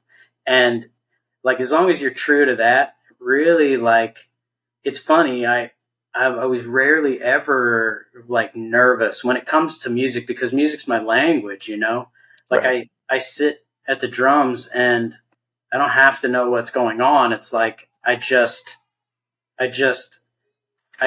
play. I just play and interact with these other amazing artists. And, it's like, that's just how it's like we're hanging out and we're talking about like sports. Right. No one's saying a word and we're just like trading. And Right. I love that. And I've never been afraid of it. I've always been excited about it. And I've been excited to play the same songs a million times too, just to see how they go off and see what's going to happen. And like, I don't know, to me, it's just so exciting to do something that you're passionate about and that you love. And I don't know. I think fear will keep you in a place that is a place you don't want to be. It breeds more fear. So Sure. Absolutely. believe in yourself, you know? Another thing I noticed about your playing and projects that you've been involved with over the years too, you know, there's something to be said for people that go in and they record a track and, you know, they perform that same track live, you know, note for note, beat for beat, so on, piece by piece. I feel like everything that you've ever done, though, there's always been at least a little bit of a creative license between you and everybody else that's in that band, that each live performance, you're bringing a new wrinkle to what you're doing, though, too. It's So like the evolution of the sound. in a way, Yeah. yeah. But I see it more as you guys feeling the moment. Mhm. So, you know, you doing what you feel in the moment versus, and it's nothing, and sometimes it might seem a little flashy or whatever it is, but I think it's more emoting than it is anything else, which kind of furthers some of the things that you're talking about, I think. Well, yeah. And you know, Josh saying that it's like the evolution. It is certainly, you guys are both exactly right, because as you play with people, like, you as a unit and you as a person, as a player, are always evolving and you're changing. And like, we, in Time and Time, we had this part that we were playing one night because we had the jam house, and that place was, you know, in an old, like, abandoned theater, and we paid $100 a month to have 24/7 access at this place. And we'd be there late into the night just playing. And we'd come up with these parts that, you know, we would all just like, oh, wow. And we'd jam on it for hours. And then we'd listen to it the next day. And, you know, we'd come up with names for these things like Happy Part, or, you know, like Jazz Fusion or something dumb like this. Because when we listen back to them, it's like, what on God's earth were we thinking with these? They're so cheesy. But it's like, it was such a real and like honest exploration into just what can we make together, and, you know, just take adventures on these sounds with one another. And we don't ever have to play them again. We don't ever have to come back to it. but like we'll have a moment for 4 or 5 hours where we're just like pushing through something and seeing how far we can take it. And man, how rewarding is that as a musician to like push yourself and push one another to the limits. It's quite awesome. Yeah, and whenever you get into those creative spaces, though, too, it's outside of just like pushing yourself and each other. Like sometimes there's just like accidental discovery in those moments too that is even like hard to replicate. Mm-hmm. Like I know that I'm a big fan of kind of doing what you're talking about, and that is recording practices. And I personally like to go back and reflect. Like I've got tons of like demos that'll not see the light of day to anybody, of songs that even with like the last band I was in, Mire Giants, that probably will never get actually like recorded properly and put out. But it had moments that I'm just like, man, if we could replicate this again, it's like you kind of wish that you could capture that lightning in the bottle once again, though, too. So that's kind of the double-edged sword sometimes. You're like, that artistic license that you give each other, right? Yeah, you want it back. Right. And honestly, that's the thing about, being a musician and an artist and choosing that path to create. I guess probably any path to create. It's just, music is kind of my only creative outlet that I've ever, I couldn't draw a stick figure. So or do anything with my hands. So I just like, I play music and like live in a zone and a moment and just see where it takes you. And it is so awesome to just give yourself that, give yourself that time and just step outside of the critiques and the criticisms and, you being like judging yourself so hard. It's like, this is where I can just be honest and let my crack show and, it's all good. People, I don't know, either you love it or you hate it, but there was a moment that just happened. Sure. Absolutely. Now, what got you originally interested in playing drums, Calvin? Is there like other musicians in your family, or was there like a particular band that was like, hey, I want to, I saw Alex Van Halen buying the drums and I wanted to do that. What was the situation? Do you recall anything? I guess maybe being a little rambunctious. I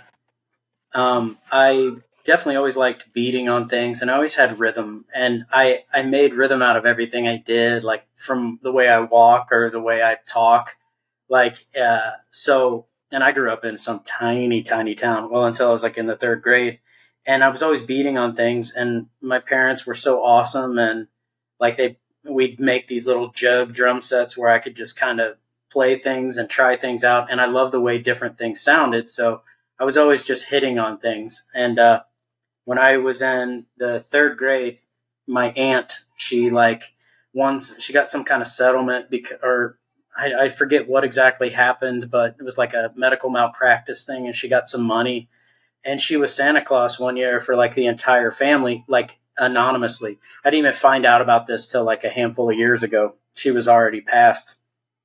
But she sent me like a JCPenney Celebrity Pro drum set, which was like this little aluminum thing with the heads that once they're broken, there'll never be another head, Right. But here I was, this tiny kid, and I remember I had cymbals for the first time, and like I was working on like, I don't know, to me, honestly, it's going to sound so stupid, but like I always liked, Native Americans and like the tribal drums and just the way you can kind of be percussive and just kind of get lost in the repetition of the drums. So even as a tiny kid, which is funny seeing my kids now grow up and like you see light bulbs going off, but it's like, it's so weird that I was just kind of drawn to that really out of nowhere. I think it was just in me.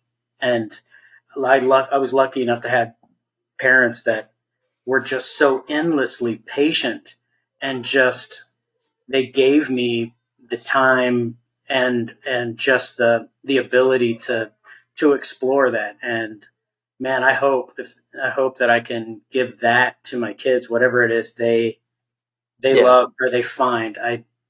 That's my hugest inspiration from my parents, is just that selfless act of punishing themselves for to let your child find something that they find their voice. For sure. I noticed, like, my kids, whenever we were still having Mire Giants practices, we used to have them at my house all the time whenever I lived in Farmington, and we had all of our gear set up in the basement, so they'd like to come down occasionally and take a look at what was going on down there. And they'd get behind the drum set and they'd tinker around, hit this and that. They really wanted to do the microphone because I had like a little speaker set up with a microphone in it, and so that was a thing. But I would say that I think that their interest leveled up a little bit once I got these E-drums a few years ago. Pam bought me some for my birthday so I could practice in peace and that sort of thing. And I put Arlo behind the drum set for the first time, and he was already doing a steady, quarter note bass drum, with some fills, and he had some of that dexterity between the right and left hand going already. And I was like, where is this coming from? Because he's not really seen me play. I mean, he's heard me play. I know. He's not really watched me play. How is this possible? I know where it came from. And I think you do too. Where is that? It came from you, Papa Bear. Yeah, maybe. Or maybe he saw a video of me and he was like, that's it. That's more likely because I've watched a lot of videos. In his presence, probably of you. But yeah, it's just. But I think there's a naturalness sometimes though that do come to people. Like in your instance, that's what made me think of that. And it's even weirder because I'd say that's on the low percentage of at least the people that we talk to. Their initial interest in an instrument or whatever the case is. There's usually at least an uncle, a mom, or a dad that's a musician in the family, maybe an older sibling that kind of at least got them set on some path. Whereas you just kind of blindly found that yourself, innately in you were just kind of already beating on stuff, right? Yeah, I mean, as far as that goes, but I mean, I can't sell my mom short other than just having the patience of a freaking saint, and she still does. My mother is next caliber human. But she is a pianist, she plays piano like at church. She doesn't write, but she can sight read like a mofo. And any music people put in front of her, she just sits down and kind of shakes it and just jams. And I think maybe what impressed me or hooked me by watching my mom at church was the fact that nothing intimidated her. Now she's told me as I grew up that she would get very nervous and oh man, I don't know. I've never heard this song, and she's sight reading it and playing it. And but to me, she was just fearless because she would sit there and play and she would shut her eyes. And it's that ability to just kind of turn off and get into something. Obviously I can't play piano, nor do I think I ever could. So maybe drums, just hitting shit stuff was my thing. Yeah. I'm going to be my mom, but I'm going to be the dumb version of her, and I'm going to play buckets. Had she been doing that all of your life, though? Even prior to you having your own drum set, do you remember witnessing her playing piano and I don't really. I remember her playing at church, but I don't. We didn't have a piano at home, so I didn't see that part of her. But it was cool to go to church and see mom this super secret talent, she was Superwoman all of a sudden. It's holy crap. How do you get that sound out of that? And I just love sound. I love the way people's voices sound. I love the way creaky floors sound. I am just an audiophile for sure. Yeah, it's kind of funny. I'm very much the same way. Especially if it's something that intrigues me, it could be the most random thing. I will think of how I can incorporate it maybe in a recording or a song or refer it to somebody else to use it for a song that I know, depending on what type of music that they play, that'd be cool if you implemented this in some way, and well, there you go. The part of being a musician though too, I think that a lot is lost on a lot of people is the ability to catch those moments and apply them as well. And I think probably in your lifetime too, though, having seen your mom play at church, there is a percussiveness. A piano is a percussive instrument, technically. And especially when it comes to, the suppression of the pedals and that sort of thing. And I'm a lot of piano players that I've ever seen, especially I went to Pentecostal churches growing up. So there was a little kind of hanging off the rafters there sort of thing. But, people were stomping their foot to, keep a tempo and that sort of thing. And rocking with the beat of the music or on the offbeat. So there was constantly I was visually seeing tempo outside of, hearing it too. So maybe those are some subtleties that you picked up on, at a young age too. Yeah, I mean, I was sitting here foolishly taking all kinds of credit for being this savant that just picked up an instrument. And yeah, my mom probably was like, Calvin, you should play drums. It'd be cool. And I'm like, give me some buckets, Mom. And years later, I was mowing grass and finally got my cheesiest like pawn shop drums. And man, it was just like, I never stopped. I just loved creating. I loved recording. I would record just like loops of instruments, and I started experimenting with guitars and keyboards and just like making my own stuff and just seeing where, like, how big I could make it. And that's probably like really what lit the fire of just creativity, was like, you know, just hooking up 4 different tape players together and trying to like loop these things and just seeing what you could make. I still have those tapes, which is kind of funny because I'm a pack rat, but like, I don't know. I mean, I may have shown 1 or 2 people in my entire life this stuff, you know, that like I labored over in 6th grade, you know, which is kind of funny. I dare not. I have a tape player in my basement too, which means I could listen to it, but I'm terrified to do so. I'll remember it. Yeah. I'll remember it. Have I remember it? You know, I don't know. Yeah. We'll Anyway. invite you out to a house party and we'll hook it up to my big tape deck and we'll play it for everybody. How's that sound? Let's do it. Let's do a public shaming. I love that idea. That is so great. Absolutely. A cringe sesh. Yeah, for real. Hey, one thing I wanted to ask you too, Calvin, you know, early, we kind of mentioned these things in passing earlier, but the fact that I know that you've had a lot of special relationships built over the years through various musical projects. You know, you talked about Scott from Zayo earlier. I know Brendan from Circus Survive is another good buddy of yours. And I think that connection came prior to Circus Survive though too, right? Oh, like he was in a different project previously. This Day Forward, yeah. They toured with Not Waving an Open Hand on like a full US tour, which was like our last US tour. And so yeah, just been, I mean, there was like a week where Brendan was riding with us instead of his own band.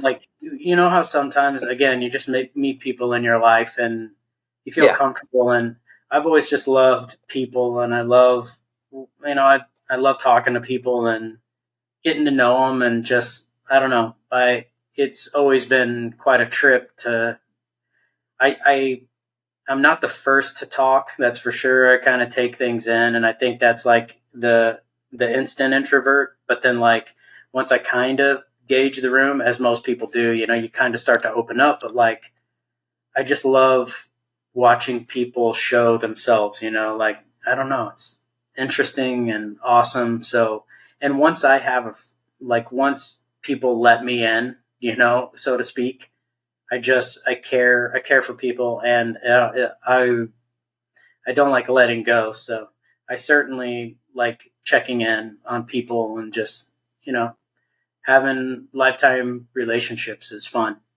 It's cool. Yeah. I mean, obviously my most valued friendships came from music, but it kind of goes back to the first thing that we were talking about too, is the fact that it's that commonality, that brotherhood, that kinship, that you're speaking the same language. And, you know, even people with personality, let's say challenges and that sort of stuff too, people that might lean to be introvert, you know, I find that is the case with a lot of musicians in particular. Oh, yeah. And music is kind of that beginning of the communication between you and the next party. And you start to kind of like lower those veils of insecurities and start to open up a little bit more quicker, a little bit more aptly to other people kind of in that same field. Yeah, man.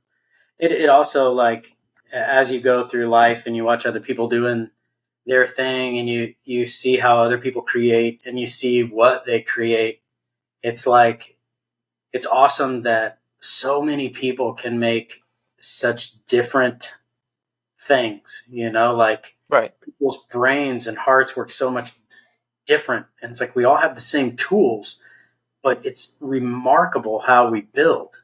And like, there were so many times where just watching these other bands on tour, and like, I just was so lucky. I got into Dillinger Escape Plan from their Under the Running Board EP. I just found it like at random at a Street Side Records, where you used to be able to listen to CDs, you know? Right. Yeah. I was like, oh, and I was like, what the hell on earth is this? And then like 2 months later, I'm seeing them open for Mr. Bungle at Club Karma in St. Louis. And fast forward 5 months later, I'm going on my first effing tour opening for that band. And it's like, I remember thinking, what on earth did I do to deserve like a second of this? I never took a second for granted. I still don't. And it's like, I'm just in awe thinking back of the way your life takes you down paths that you could never predict or engineer. It's fantastic. Yeah, and you were so young at the time too, even back to like kind of some of those not waving but drowning opportunities you're talking about. Like you guys toured and played with bands like, well, we've already mentioned some of them like Zayo and so on, but I know like you guys had a friendship with like Papa Roach before they even got big. Yeah. And they were kind of a band that I always kind of viewed, and what I knew about them and the relationship with your band was they were kind of like what I enjoy about them is they kind of had the same mindset that I think that we all kind of subscribe to. And that's like, bring people with you to the top. Like, the people that you were in those trench lines with, like musician wise or whatever. It's like, I think they like on the cover of some magazine were wearing one of your guys' shirts, and that kind of got you some notoriety. You guys hit the road with them. Yeah. There was all kinds of opportunities you had just because of that friendship too. Well, yeah. And I'm saying that those again were like, them calling up saying, hey, you guys want to do 5 shows to the East, and you guys want to do like a long weekend in the Midwest or whatever. And it's just like, yes, we were that band that was like, yes. We'd always come home and say, all right, now's the way we get serious, guys. We got these riffs. Let's really start making our record. It's like, oh, the phone's ringing. Oh, no, well, shoot, Zayo just wants to go out again. Let's do it. Or, like these crazy one-offs where you'd say, well, we were invited to go play Furnace Fest or something. Yeah. And then it's like, well, let's do, a week around it where we're hitting these towns and like the Funk Junkies and like jumping on these weird ass shows, but they're like huge, Head PE and like, just like so bizarre. But on those shows where it's like, there's this variety and those people are so hungry to see something new and raw. And there was one show in Rhode Island, and I have this on videotape. If you guys remember, you know what videotapes are. Yes, sir. They're making a comeback. But Kobe, the singer for Papa Roach, was like, I want to do a song with you guys. And we're like, okay. And he's like, what was it? Maybe, I don't remember what the name of the song was. It was, anyway, regardless, it's unimportant. He was like, yeah, I'll do it. So he was like doing the growls, and then he was on the stage with us, and like he was punching my drums, and then like the energy and it was not an act. Like this dude was so like pumped at just the raw, and it ends in like this freaking pile up where like everyone is in a pile and like it's getting crazy and like guitars are falling off and Kobe runs over and just starts punching this monitor. Now this is like in front of one of their crowds, so it's a good sized crowd. It's at a place called Lupo's in Providence, and it was just like bleeding everywhere, and like it was raw like Monday night, and these people were losing their shit. And we had that moment afterwards. We were like, dude, thank you so much for like, making like validating us on this, and he was like, my God, thank you. He's like, that was like exercising demons. Like he went off. And you know what? That was so genuine and so real. And like those dudes were just that kind of group. They were just, and they still are, man. They're all heart, and they are, they're take them as you will. And, they do what they do, but those guys are 100% sincerity and appreciation, and they're just fantastic. Yeah, I mean, Last Resort, when that came out, that was like top 5 hit. Top 3, maybe, for sure. Whenever that first came out. I would say, yeah, for sure. Well, I say first came out. They technically demoed that years before, and then got the record deal, and then put it out, right? Yeah. So, but when that song was all over the radio, and we played that show with them in St. Louis at the Galaxy, and it was when they were kind of just starting to blow up, and they were all on the stage like watching us play, and they were like, hey, you guys should do some more shows with us. So what was really cool about that is we got to see them, like we played shows with them as they were like just going straight up. And, from playing a tiny little show in some club in, wherever, Des Moines or something. And then like in 5 months, we're playing more shows with them at like a freaking huge warehouse where like the lights just kind of stop showing you people, Right. And for dudes like us, you walk out on stage like the clip you posted of us like walking up on the stage, at the show. That was a P-Road show, and like I remember walking up on stage, and there were so many times where I would just laugh because it's kind of ridiculous, but at the same time, it's like I was taking pictures with my eyes because it's like I don't ever want to forget what this moment is like because it's so random and so chance that it's happening. It's just something that even to this day, as I am managing offices of chaos through the Midwest at my day job, it's like you go through this process where it's like you think back to things you got to do and places you got to travel and, avenues of yourself you got to experience. And man, that is life.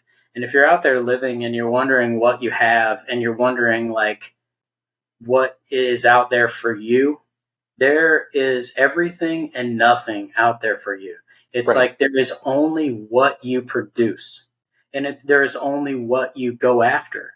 And some people go after things that they're not even intentionally doing it, but you have to appreciate the path to appreciate the finality of everything, because a lot of times paths don't take you anywhere. So if you're not enjoying the road, then, I don't know what to tell you. You have to pick another one or make a turn. So I don't know. I'm not trying to get too, metaphorical or dumb with the way I'm talking, but life is awesome and everyone should like give it a good solid swing. You're never done. So don't stop believing. That's what they say. I've said it a few times here on the show, and I know I've probably butchered like the quote or whatever, but it's not necessarily about the destination. It's the journey that I'm personally always interested in. And I feel like, we get to flesh that out a little bit with the podcast when we're talking to people and that sort of thing, is to kind of, it's whenever I go watch a movie, I've seen enough movies nowadays, certainly at this point, that I could probably tell you any movie is going to end for the most part in the first 5 or 10 minutes, which is not a great thing. It's not a great trait to have about you. Don't want to see a movie. Yeah, absolutely not. I keep my mouth shut at least. Okay, good. But anyways, the payoff, while satisfactory and a very important part of telling any story, it's all about the groundwork that's laid to get there to begin with. So, I take that back to life though too, is you don't realize a lot of these experiences that you have, particularly a lot of things that we've been talking about tonight, how, those moments where you're taking mental pictures and some of the adversities that you faced and dealt with in bands, on tour, going from band to band, learning new material, getting over those anxieties and uncertainties of, is this going to be successful or whatever, like that set you up for later success in life though too, whether that was professional or personal success in your relationships. I find myself, looking back so many times at like silly shit that perhaps I thought was really important at the time, and certainly laid the groundwork for me today to be able to make the decisions and instantaneous decisions that I do. But, again, it's kind of that iron sharpens iron sort of, I guess, perspective, if you will. Well, and life comes at you so fast. So sometimes you got to just stop and take an appreciation of your past and your groundwork. You know what I mean? Because we're the world's so busy. Everybody's just so caught up in everything. Sometimes you need to stop and reflect on those things. You know what I mean? Definitely. Well, especially when things take a dark turn and you're in a place you don't want to be. Right. It's sometimes just closing your eyes and, like willing yourself out of it by drawing from the strength of the things that you've done well in life can inspire your next turn. And I can't believe I'm not a therapist because I'm helping myself so much right now. Yeah. We'll just have to go back and play this again whenever we're like, feeling a little bit down, because we're giving everybody's like great advice. I should actually follow it. play this again. You mean this is being recorded? Yeah, sure is. It's recorded and streamed, man. Oh, We're trying to make this a monetary thing, but it's just not happening quite yet. But you're not ready to give up. No, I'm not. But we know a famous person like Calvin McRoy might put us over the edge. My goal So is another feather in your cap, sir. you will have 5 listens. If you let this up for a year, trust me, they will come. All right. All right. It might be me all 5 times, but yes, It it'll doesn't happen. matter. Let's talk about some more juice. You got any other things cool? Come on. Yeah, absolutely. I've made us so romantic here where I was just so appreciating the finer things. You know, and I think I may have said this before. It's one of my favorite stories. You know, you mentioned ISIS earlier. Mm-hmm. Aaron Turner, I was big into ISIS when we were playing with them as well. And we played, a couple handfuls of shows with them. We were playing a show called at the venue called The Last Place on Earth in Memphis. And I went in to use the loo. I was trying to find a place that I could leave a deposit, if you will. And they had like these little half walls and no doors. And I walked by and was looking for a good toilet. And Aaron Turner was sitting there just shitting. He was looking straight into my eyes. And I just looked at him and I said, "Hey, man." And he goes, and I'll never forget the fact that, and then I saw them play at Foam. I saw Mammofer play at Foam. And Mammofer's one of his projects, and they're pretty freaking awesome. Brian Cook from Russian Circles is in it. And I went and saw them, and Sumac, of course. And I bought an Old Man Gloom record from Aaron, and I was like, "I'll take this one." And he's like, "Really?" And I said, "You probably don't remember me, but I saw you shitting one time at and it was just a nice little moment of just randomness. And if I was cooler, I would have gone deeper into that conversation, but that's where I left it. And he was probably like, "That's a weird exchange that I had with that guy." So it was nice. That's fantastic. I have a way of embarrassing myself sometimes whenever I see musicians that I look up to or whatever. Same. It just happens. Yeah. I'm not asking for it or anything like that. So, Rich and I, we went to go see Torch. We drove all the way to Tennessee to go see them. And well, now I'm conflating 2 different stories. Actually, let me back that up. Danny Walker from Intronaut. They played Pops. They were opening for, I don't remember who was all on the show, but I know Def Heaven was the headliner. And I was really just there to see Intronaut and Def Heaven. I didn't really care about whoever else was on the bill from what I remember. And Danny Walker was one of my favorite drummers for the longest time. Still a great drummer. But his stuff in Intronaut specifically is, big fan, right? Yeah. So I was talking to whoever, we had a group of people with us and somebody I wasn't even really friends with. We both had to go take a leak at the same time. And we go into Pop's bathroom, men's bathroom, to go to the restroom and walk up to the urinal, and I'm not really paying attention to who's around me, and I'm just going on about Danny Walker, badass drummer. I mean, oh man, you don't know who he is? Then you gotta check out this song if they play it tonight. The sick time change he does, and I'm just going full bore, just pissing loudly, and all of a sudden he whips around and looks at me straight in the eyes while I'm pissing right next to me in the urinal, and I'm just giving him lip service, and I'm like, hey. And I just put my head back down and just went on about our business. Nothing else was said, but it was just kind of an awkward happenstance moment. You couldn't speak kind of deal? Just hey. Yeah. I think he maybe wanted to say thank you. Maybe. Probably. Maybe he felt weird because you guys are both peeing, but I think maybe he probably has remembered that moment often and he's probably thought back on it wishing he had looked over the side to see how big your wanker was. Well, he would have been disappointed. Well, I don't know. Depends. Maybe, yeah. You never know. If he's into small guys, maybe. Hey. He's been into it. So. Huge in Japan. I always tell him I'm growing out of shirt. So, anyhow. Yeah, I hear that. No, I'm neither.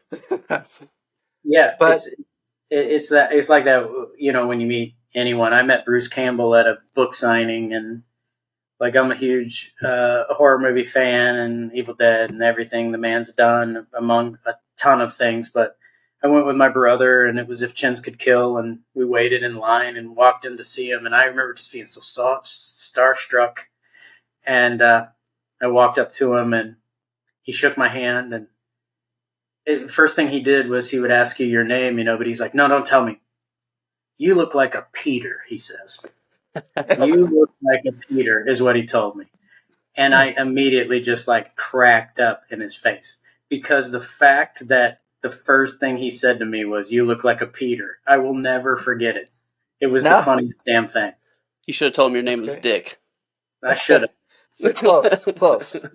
What a thing to tell somebody. I was like, I just cracked up, and I don't know. It's one of those moments. It's kind of like us whenever we met Greg Sestero. We were up at the, what's that place Alamo called? Draft House. Yeah, the Alamo Draft House, sitting at the bar, and he just kind of walks up behind us, standing behind me and Barrett. That was kind of wild. I mean, he's not but I mean, it was still, yeah. For sure. Yeah. That's awesome. Doesn't have all the accolades of a Bruce Campbell, but a similar. Right. It was just wild. He was just kind of standing there behind us. You know what I mean? Yeah, for sure. Yeah, that was kind of true. The room guy. Yeah, for sure. Or even Anthony we went and seen, you took me to see Seosin with Anthony Green, which was I never thought I was ever going to get to experience that. So that was really cool that they did that little tour, and it was cool of you to take me with you. But yeah, the sound in the back of that place, the soundboard is in the back of that place. It was the Ready Room. The Ready Room, is that where it was? Yeah. Yeah. Anyway, Schulte so you remember where the soundboard was? It was kind of back behind the stage, and then everybody was in the crowd. You know what I mean? Right. Well, we were kind of sitting back by that little cubicle where the soundboard was, and I was kind of leaning on it.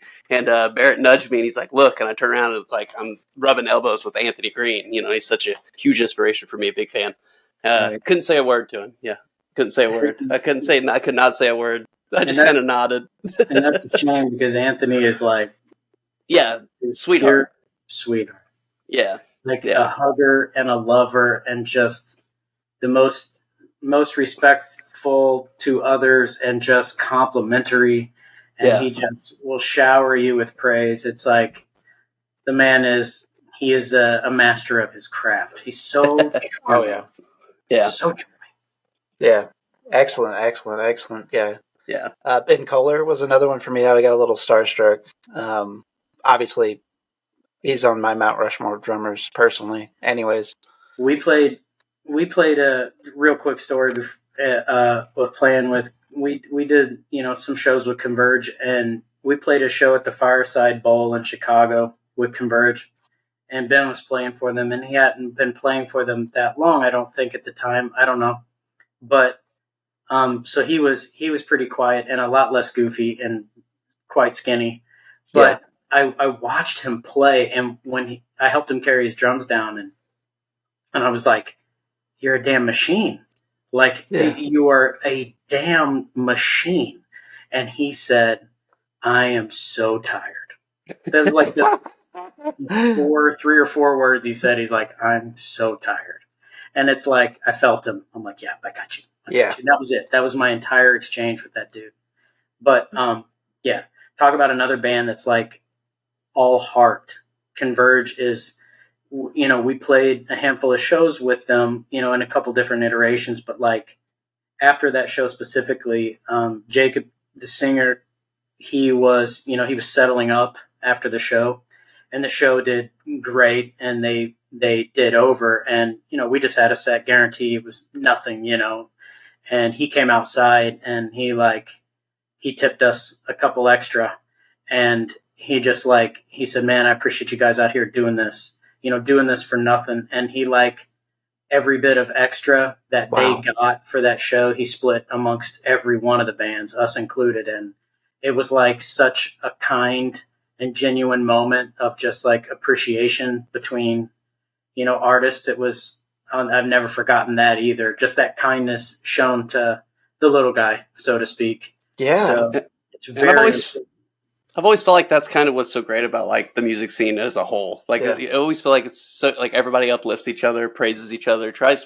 I mean, obviously, when we were younger, there was some turdy moments in the scene. That's going to happen. Bad actors, you know what I mean? But for the most part, welcoming, loving, uplifting.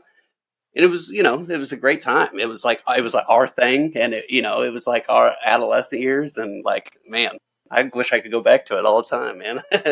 It's so nostalgic It's probably still like that out there for some lucky young bastard. I was like, it's weird. It says I've got full internet, but maybe one of the kids is watching porn in bed. I don't know. I mean, that's what I was doing at that age. Hell Yeah, yeah. five, yeah, probably. Or maybe my definitely. 3-year-old. It was He's definitely like- your 3-year-old. Like, this isn't Blippi. What's he doing? Anyway, That's it great. is Blippi. Well, I was happy to hear the story about Jacob Baden. That doesn't surprise me, though. Like, I've seen those guys so many times, and every time that he, like, looks out in the crowd at me, because I'm always up front, like, I feel like he sees me and recognizes me, but I've never, like, really talked to him. Again, the kind of a guy I've been, like, kind of starstruck by. Right. And then, like, they've got such a legend about them, though, too, because I've, like, watched so many, videos and things that they've done in the past, just releases of their own. And, like, their pregame ritual of, like, hitting each other with, like, belts and shit, and just, like, the mind frame that they get into, and I'm just like, that's kind of badass, but it kind of makes me afraid of you. You're, like, willing to go lengths that I'm not quite sure that I am. But it's the whole band. Like Kurt, Sure. the guitar player, we played a show. We played the freaking Jupiter CD release party in the CALVIN Jupiter CD release party in like somewhere in Cambridge, Massachusetts, and it was at the Middle East. And after that show, Kurt from Converge was like, "If you guys want to stay with me, you can." Like, we literally stayed at his house, and he left the next morning because he had to like go to work or something, and left us in his house. And I was like, "Just lock up, and leave the key in the." Like, that is the caliber. I mean, it's crazy. Now, we had nothing but respect for all of those dudes, and we left shortly after he left. But the fact that even went down, I mean, when us not waving dudes get together and we talk, like, we frequently mention that moment of just like, do you remember? And it's hilarious. It's like, would we do that? I don't know. I sure as the hell wasn't, I'll be honest with you. No. I will say there was a few times, like, whenever we were booking shows at, like, Nature's Cup and then Barbarino's, where we had bands come in and they crashed. We had kind of the flop apartment. I don't know if you ever made your way over there, Calvin. Didn't Malamute stay the night with you? Yeah, Malamute stayed with us a few times. Lost Apparitions. There's a couple other bands we let stay with us, but we kind of already knew the Malamute guys, and we kind of already knew the Lost Apparitions guys because we had played other shows with them in the past. And it was kind of those situations, like you mentioned, Calvin, like you meet somebody and there's automatically like at least a kinship on some level. Yeah. And so we were like, we had a little bit, it's kind of different. It wasn't like they were total strangers, but we also didn't really know them personally very well either. Yeah. Sleeping under the roof with them. But I was also like 19, 20 at the time doing these things. So it's like, lived a little more recklessly at the time. Yeah. Young and dumb. Yeah, absolutely. So, Calvin, you've been so generous with your time. There's actually some kind of random questions I wanted to throw at you, too, to let our audience kind of get to know you and your personality a little bit more in the event somebody's listening today and they don't know you and your works of old and maybe works of the future. But they used to be so cool, guys. He's still cool. Don't let him fool you. He's still cool, yeah. But we're gonna have music on the on-demand version of the podcast, of course, coming into Calvin's interview and discussion today. Music going out and a full-length song at the end of the show, too, so be sure to stick around for that so you get a nice sample of Calvin's talents, and they will be specially picked by me with a focus on his drumming. Well, and they've heard some already, too, because we've used some of the ST with your guys' gracious permission. We've used some of the ST stuff on our ATI stuff. Yes. And I try to keep that spirit alive. Yep. Yep. That ad that is annoying everybody over and over is that is Calvin drumming on that. I'm so proud of that. Absolutely. So we'll keep it music related to get things started. Let's go personal Mount Rushmore of drumming influences. Let's do 4 people that you would consider an influence for you. Okay, fair enough. John Paul Gaster from Clutch. He's all about the heart and the groove. Igor Cavalera, KSAD, changed my drumming. One that may be a surprise, maybe not. Danny Schuler from Biohazard. Okay. That guy in his fills and just the fluidity in which he plays. And let's see, number 4. God, there's so many freaking fantastic drummers. How about someone I'm listening to a lot now? Of course, I'm blanking on his last name. Elliot from Car Bomb. Okay. Yeah, Car Bomb's amazing.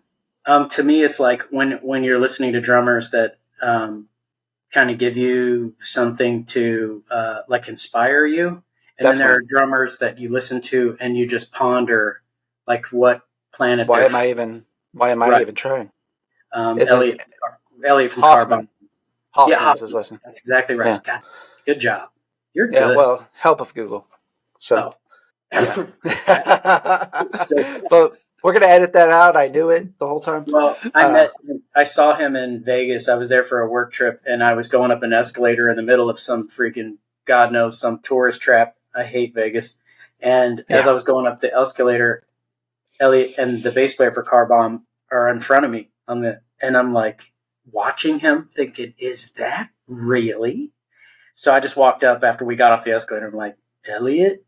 He says, "Hey," and then we had a little awkward exchange where I got to look like a total putz, and I told him how his drumming makes me wonder, like, what the hell I was doing wrong or right. I don't know, but anyway, Yeah. the guy's amazing. Yeah, absolutely. It's fucking fantastic, without question. Let's say that we are casting a biopic of Calvin McRoy.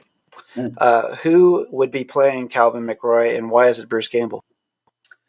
Well, Bruce would never do it because he's got far too much self-respect. But someone I love is Jack Black, and Jack Black is older than me, but he can play me. He can even 100. play me as a child, because every time I'm a huge fan, and every time I watch him, I just laugh in tears of just pure joy. Let's say you are to put on a dream one-off show with Not Waving But Drowning as the opener, and we'll do, this is option A, and we'll do B with Last Flight Home here in a moment. It's a 4-band show, so you guys are the opener, so 3 bands that would play after you guys. What would be a dream show, one-off show for you? Not Waving But Drowning first. That's a tough one. I mean, I hate to sound like a chode, but like, honestly, I've played some shows where it was like a dream. And there's so many, I could say like Metallica or something, just to get a chance to play like an enormous damn place where like people don't exist. It's just a bunch of ants. That would be quite remarkable. Yeah. But if I would say, I mean, I'd love to play with like, Mr. Bungle or something, that because I love to watch them and like maybe get to hang out with them. But honestly, my dream show would be a bunch of my friends' bands and just,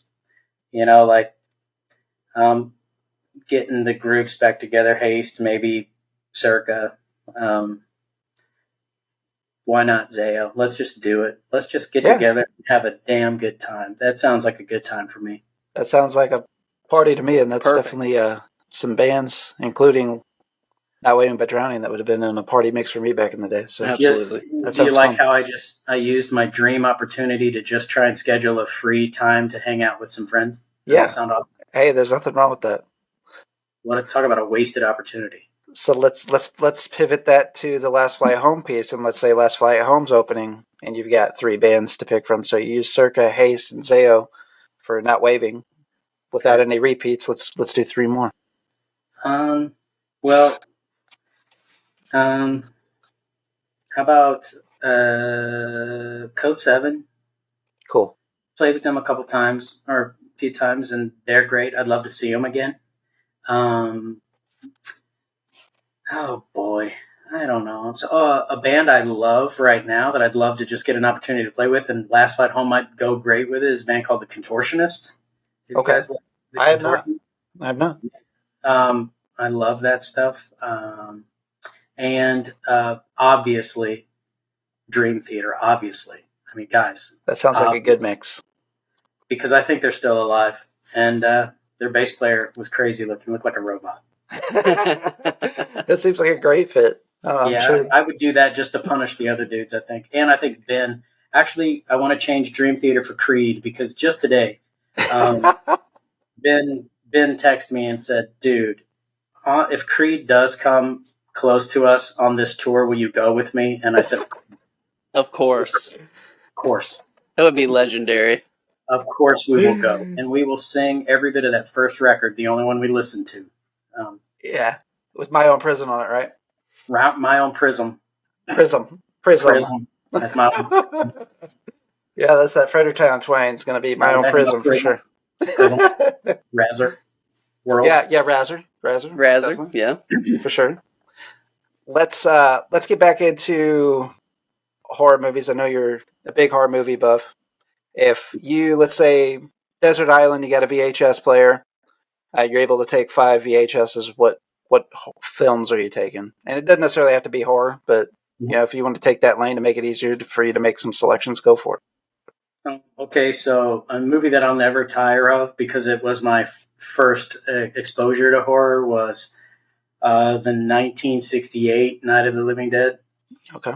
Classic. The OG. Yeah. I would definitely take that because for some reason that movie still to this day Holds up.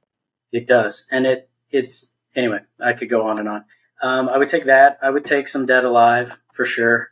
Yeah. It just always makes me good. I would probably say, since I can only take a movie, I would definitely take Ash versus Evil Dead because I'm going to consider that one piece, even though it would be like 3 seasons worth of viewing. So I'm totally tricking all of you guys by just taking more than I should. I'll let you slide on that one. Thank you, sir. Oh boy, there are so many. Of course, a classic probably for everyone, the Fulci Zombie. Again, I can never get enough of that movie. I think it's as beautiful as it is ridiculous and disgusting. And anytime a zombie and a shark can battle it out and a frickin' zombie wins, I'm in all day. Yes. And so number 5, I feel like it should be something really scary. But I don't know. I'm like really hungry for something really scary. And I know you just saw Talk to Me. Yeah. And I'm hoping that is it. But I want to see something like really scary in there. And Which one was that? Talk to me. I don't know if I consider Talk to Me as scary as I do just so brilliantly crafted. It's got originality to it, a freshness in storytelling that I feel like that gets lost on today's cinema. So for that reason, I will always appreciate it. And it's hard to not. It might be the best horror movie of the year. I mean, there's some other movies in the discussion for sure, but it just for originality alone, it just has that impact. I feel like I haven't felt this way like about a horror movie coming out of the gate since probably It Follows, but It Follows didn't even hit me immediately either. That one was kind of a slow burn for me. I had to watch that 2 or 3 times to really appreciate that one. But the original concepts that are there are still fresh. Like, It Follows, the concept is, this ghoul or goblin or curse follows like STD wise, like it's an STD. Like I was like, seems like somebody should have already thought of this and this should have already been a movie, right? But it kind of, I mean, it's been kind of touched on, but not in the way that was. That was full bore in that direction. This has kind of that freshness to it. It's a story. It's almost like a monkey paw based story, but it adds new wrinkles. And the payoff, again, you kind of see the ending coming, but the payoff is still satisfactory. And it's the beauty in which they tell the story, and they can go so many directions if they continue making them. And it turns out they are going to make a second one. They just A24 announced that, so they don't give you that impression in the movie per se, but they announced it on their Instagram like 2 weeks ago. I think A24 did. So I think you'll like it. Money hungry sons of bitches. Yeah. My last number, my last movie would be the rom-com that is Shaun of the Dead because I love Simon Pegg and Nick Frost like with all my heart, and I would love to like be friends with those guys and just talk to them. Edgar Wright as well, but Yeah.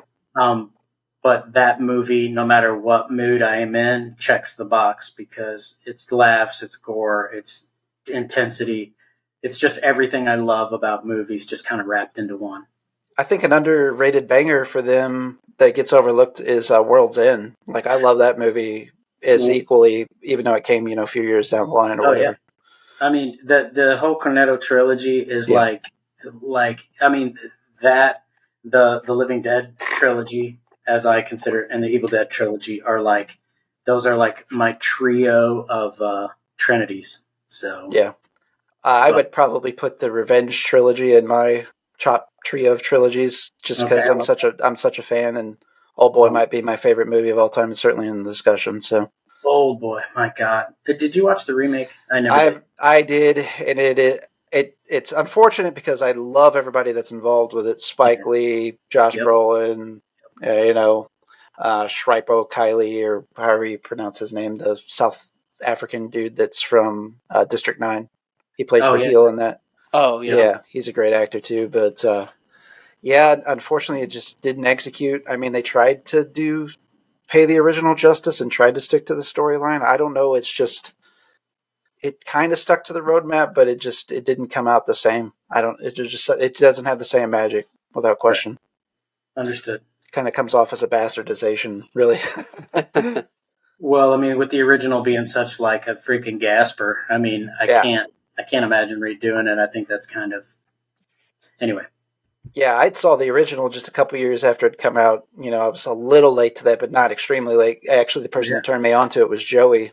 When Joey and I started becoming friends and talking about movies and stuff like that, Joey Ragavan, he had recommended it to me and kind of told me the premise of it, and he did a very good job of telling me the premise of it, but also not giving anything away. Oh, awesome. I was like, this sounds very interesting, and he was talking about how it kind of had comic book elements, and he knew I was hugely into comic books, and I'm like, okay, I'll give it a check out, and my God, I wasn't prepared for how much I would love it, and go on to love it. I've seen it several times.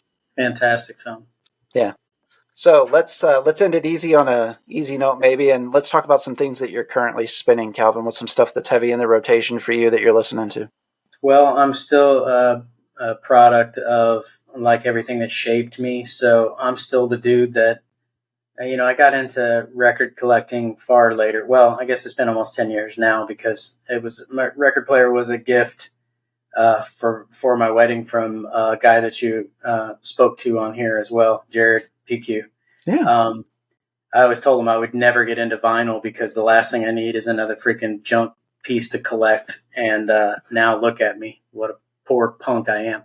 But regardless, I get like these repressings of all of these classic records that I love so much. I was telling you a little bit about Oddfellows Rest earlier, the Crowbar record, because that one is like desert island record for me. So like I still listen to the standards like the Dredges and all this other crap. But as far as the new stuff, I really love, I went and saw Hubris, which I'm into a lot of like instrumental post rock. I think that's kind of where I live most. But I love The Contortionist. That is a band that I would definitely recommend checking out. Musicality and the vocals and the lyrics even are just like, they really hit with me.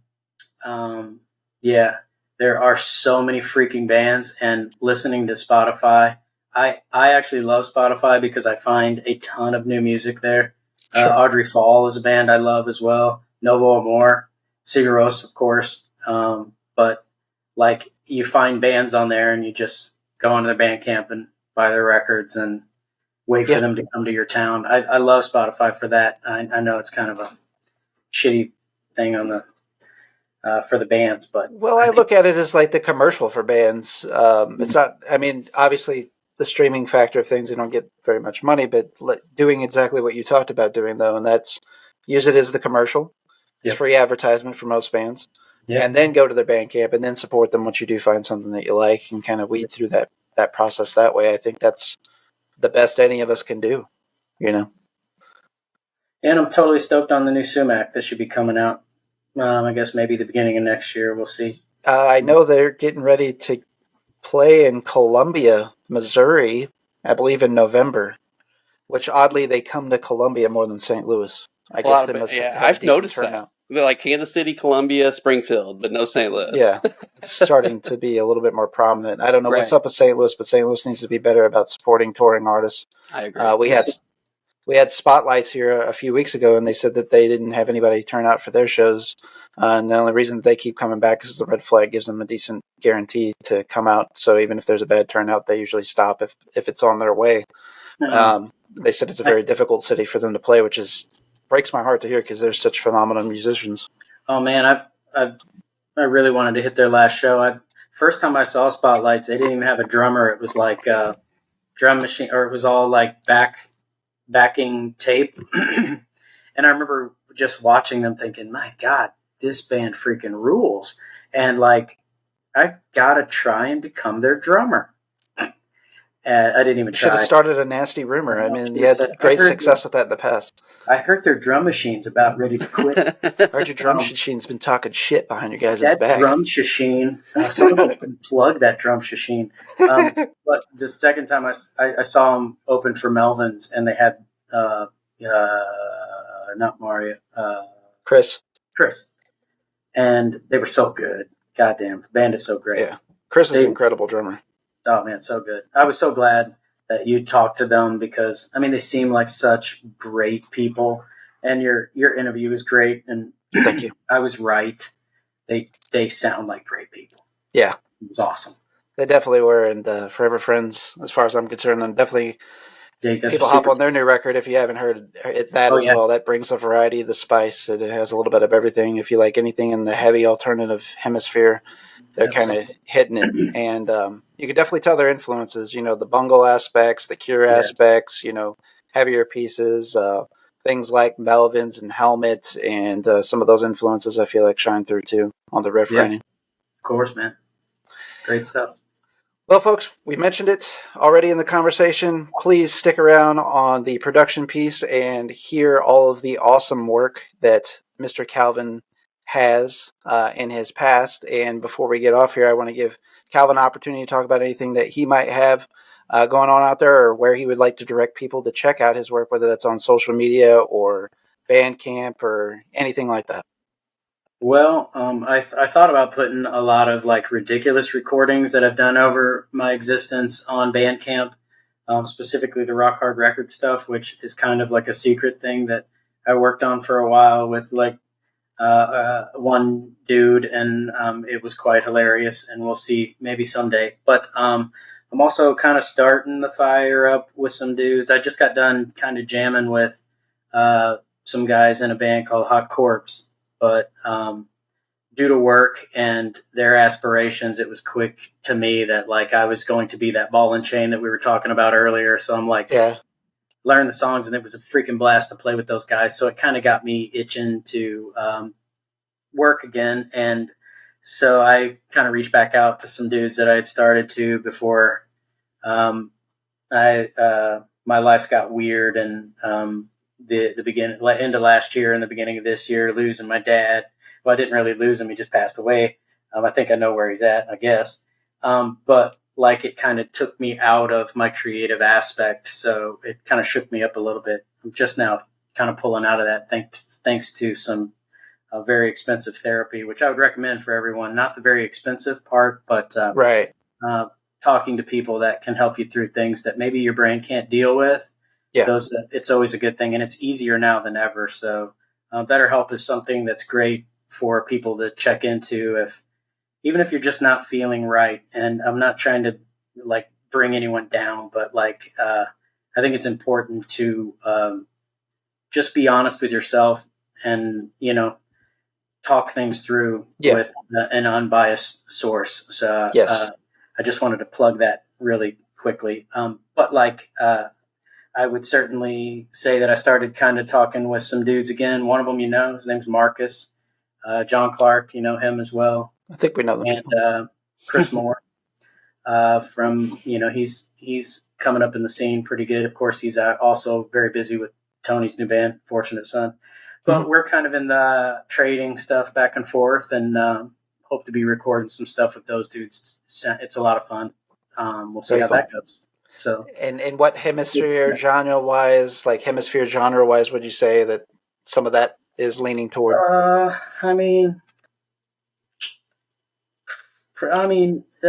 Yeah, it's heavy, of course. Okay. Marcus is back on bass, which is, the dude just kills it on bass.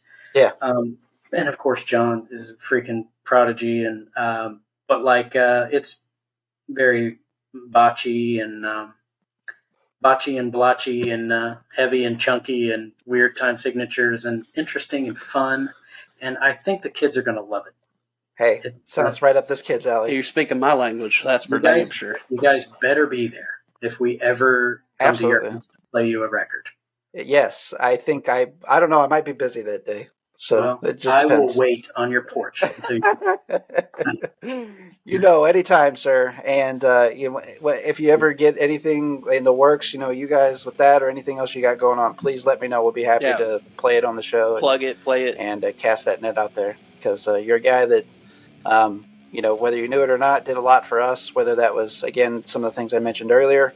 I had a lot of friendships, springboard, just like going to shows that you were involved with, and like you were the common thread, or the band that you were in was the common thread for us to even be there. Yeah, like you don't understand. Like I don't think we would be friends if it wasn't for Last Flight Home specifically.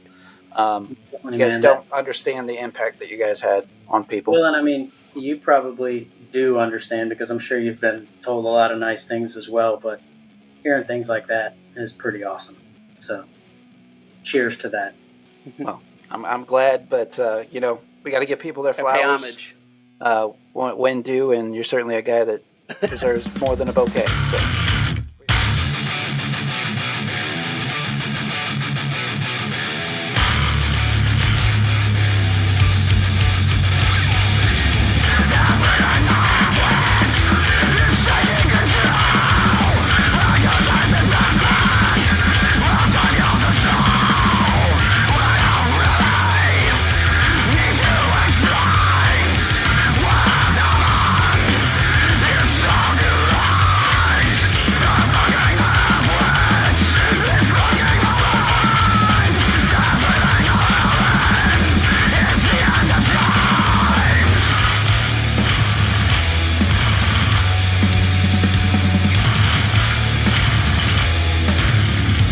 Thank you all for sticking around after the break. I'd like to thank CALVIN MCROY for his appearance on the podcast today. What a treat to have him today and giving us an hour and a half of his time, Josh. Yeah, we super appreciate it, Calvin. We know you were pretty busy there tonight. You had your hands full, so we appreciate it. We know how that goes. Dad. Shout out to the ladies out there that make the everything moms taking care of things so us dads can get together and talk about our days of old. Behind the scenes, making everything go around so we can do what we want. That's right. So shout out to Sam, shout out to Pam, shout out to Alyssa, and hopefully that gets us some brownie points down the road, ladies. Don't forget. Calvin, let's kind of do a quick recap of all the amazing things that he's been involved with. At least, we've been pumping it on social media, but of course, kind of at the forefront of the discussion, which basically took up all the time, was the fact that, Calvin was in Not Waving But Drowning and such a St. Louis institution. We wanted to give him his flowers for that. We wanted to give him his flowers for everything that he accomplished with Last Flight Home as well, and his time during that band, and, our fandom of him and all of the musicians of that band. Certainly deserved a tip of the cap and a time in the spotlight today. We didn't really get into Past Life Tiger because I felt like we got into so many other heartfelt discussions. But Past Life Tiger is kind of an improv band also involving Marcus Newstead, Tony Saputo. And then I believe they have one of the guys, the guitarist in Daybringer, working and playing with them now. And then Calvin alluded to some possible future works, but Time and Time was another band. We did touch on them briefly. That Calvin was in with Brody and Tony, and we talked about them and Fro on the last podcast. And whenever I had Meyer Giants going, we played several shows with them and had several opportunities to play together, and that was always a treat and a night off. It was a labor of love anytime we were able to play with those guys, and it was just a joy to sit back and watch them, do their thing and hone their craft in front of us. So, Calvin's been very influential on me, and certainly a guy that, I've listened to his drumming and probably stolen more things than he realizes from him.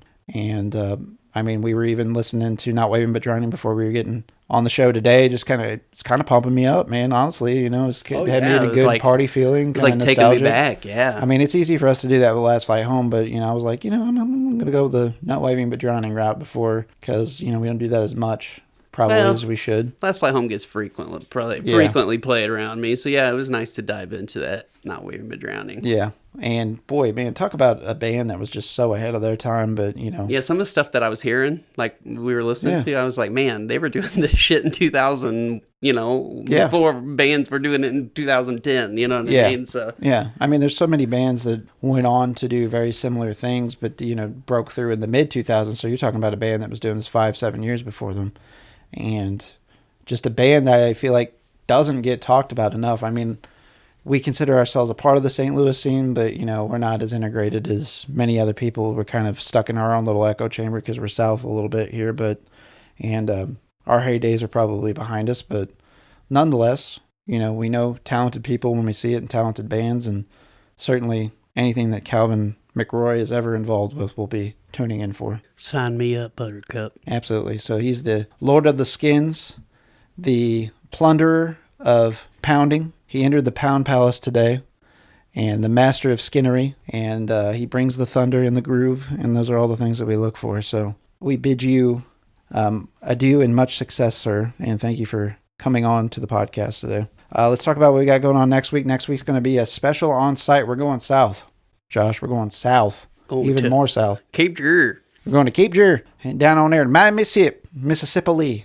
and we're going to go down there, literally on the river, to the Spectrum Record Lounge in downtown Cape. So if you guys haven't checked this place out, very unique setup. It's a record store and bar, and we're really looking forward to this visit. September 9th, it's going to be an on-site. We're going to be emanating live around 10 a.m. Saturday morning. No big deal if you don't catch the live stream, of course. We'll have video on demand in the following days. But we're going to be talking about the unique business model that they have down there, and a very cool place. I've had the luxury of visiting there twice as a patron, and purchasing some goods, and was kind of scouting the place for a future visit and got a hold of these guys, and they were interested in being spotlighted, but I thought they had a very cool, unique, kind of niche setup.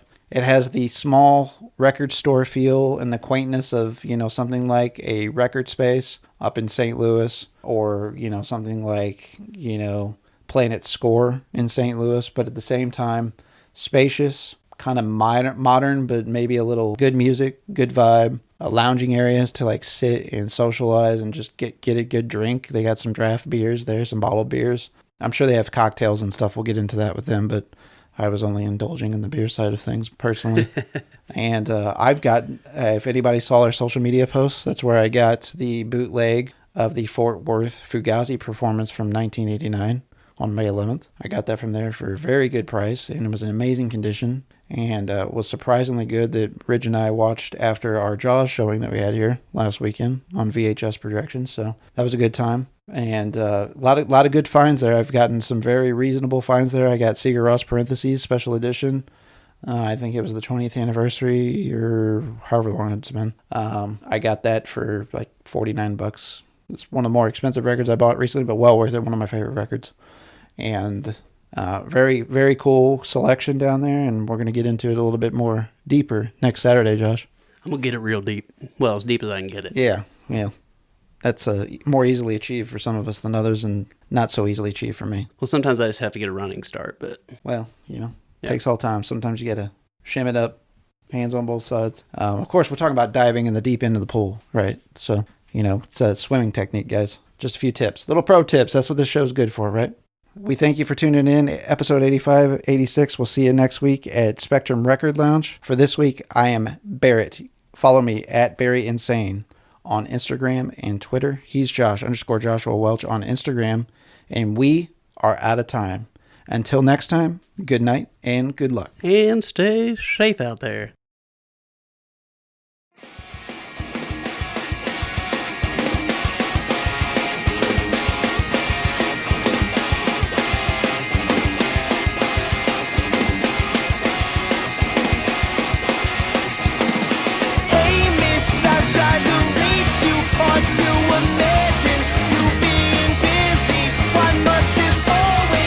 Such a struggle. Why must you always have things your way?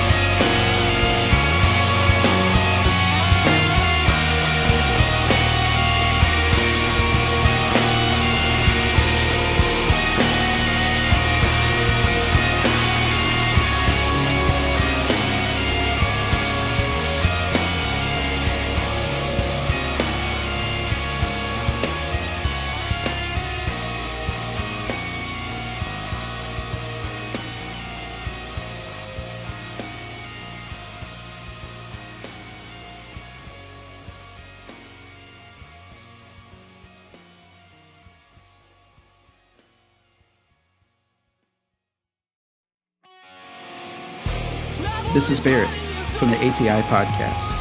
Each week, Josh and I discuss current events, pop culture, music, TV, movies, politics, sports. Nothing is out of bounds. You can also tune in to learn about rising artists, small businesses. Whether it's music, graphic design, filmmaking, or even a brick-and-mortar mom-and-pop shop, we will be spotlighting folks and their endeavors.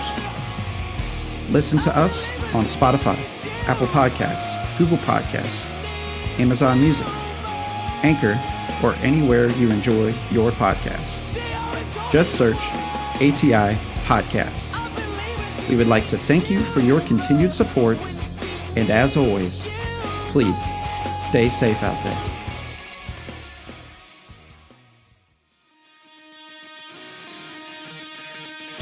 Hey, this is Josh from ATI Podcast. For show updates and news about the podcast, follow us on social media. You can follow us on Facebook at facebook.com/ATI Podcast 22, on Twitter at podcast_ATI, on Instagram at the ATI Podcast, on TikTok at ATI Podcast. DMs are always welcome. Have a question for the show? You can always email us at atipodcastquestions@gmail.com. Stay safe out there.